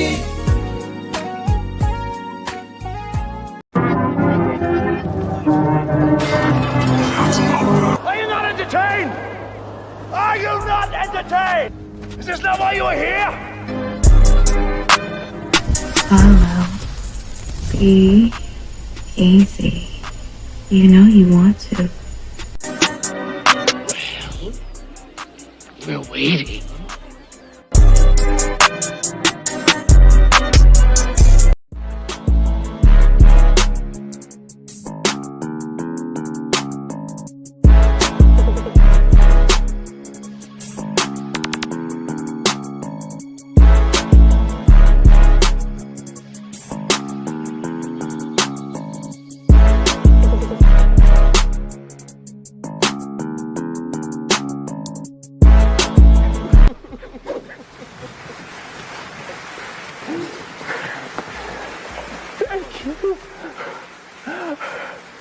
You love me. You really love me.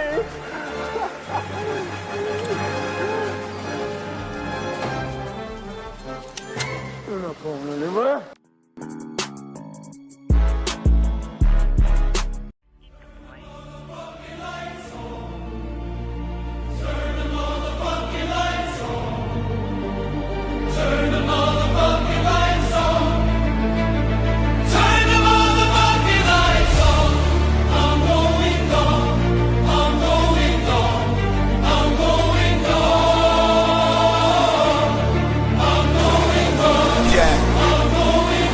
Yeah.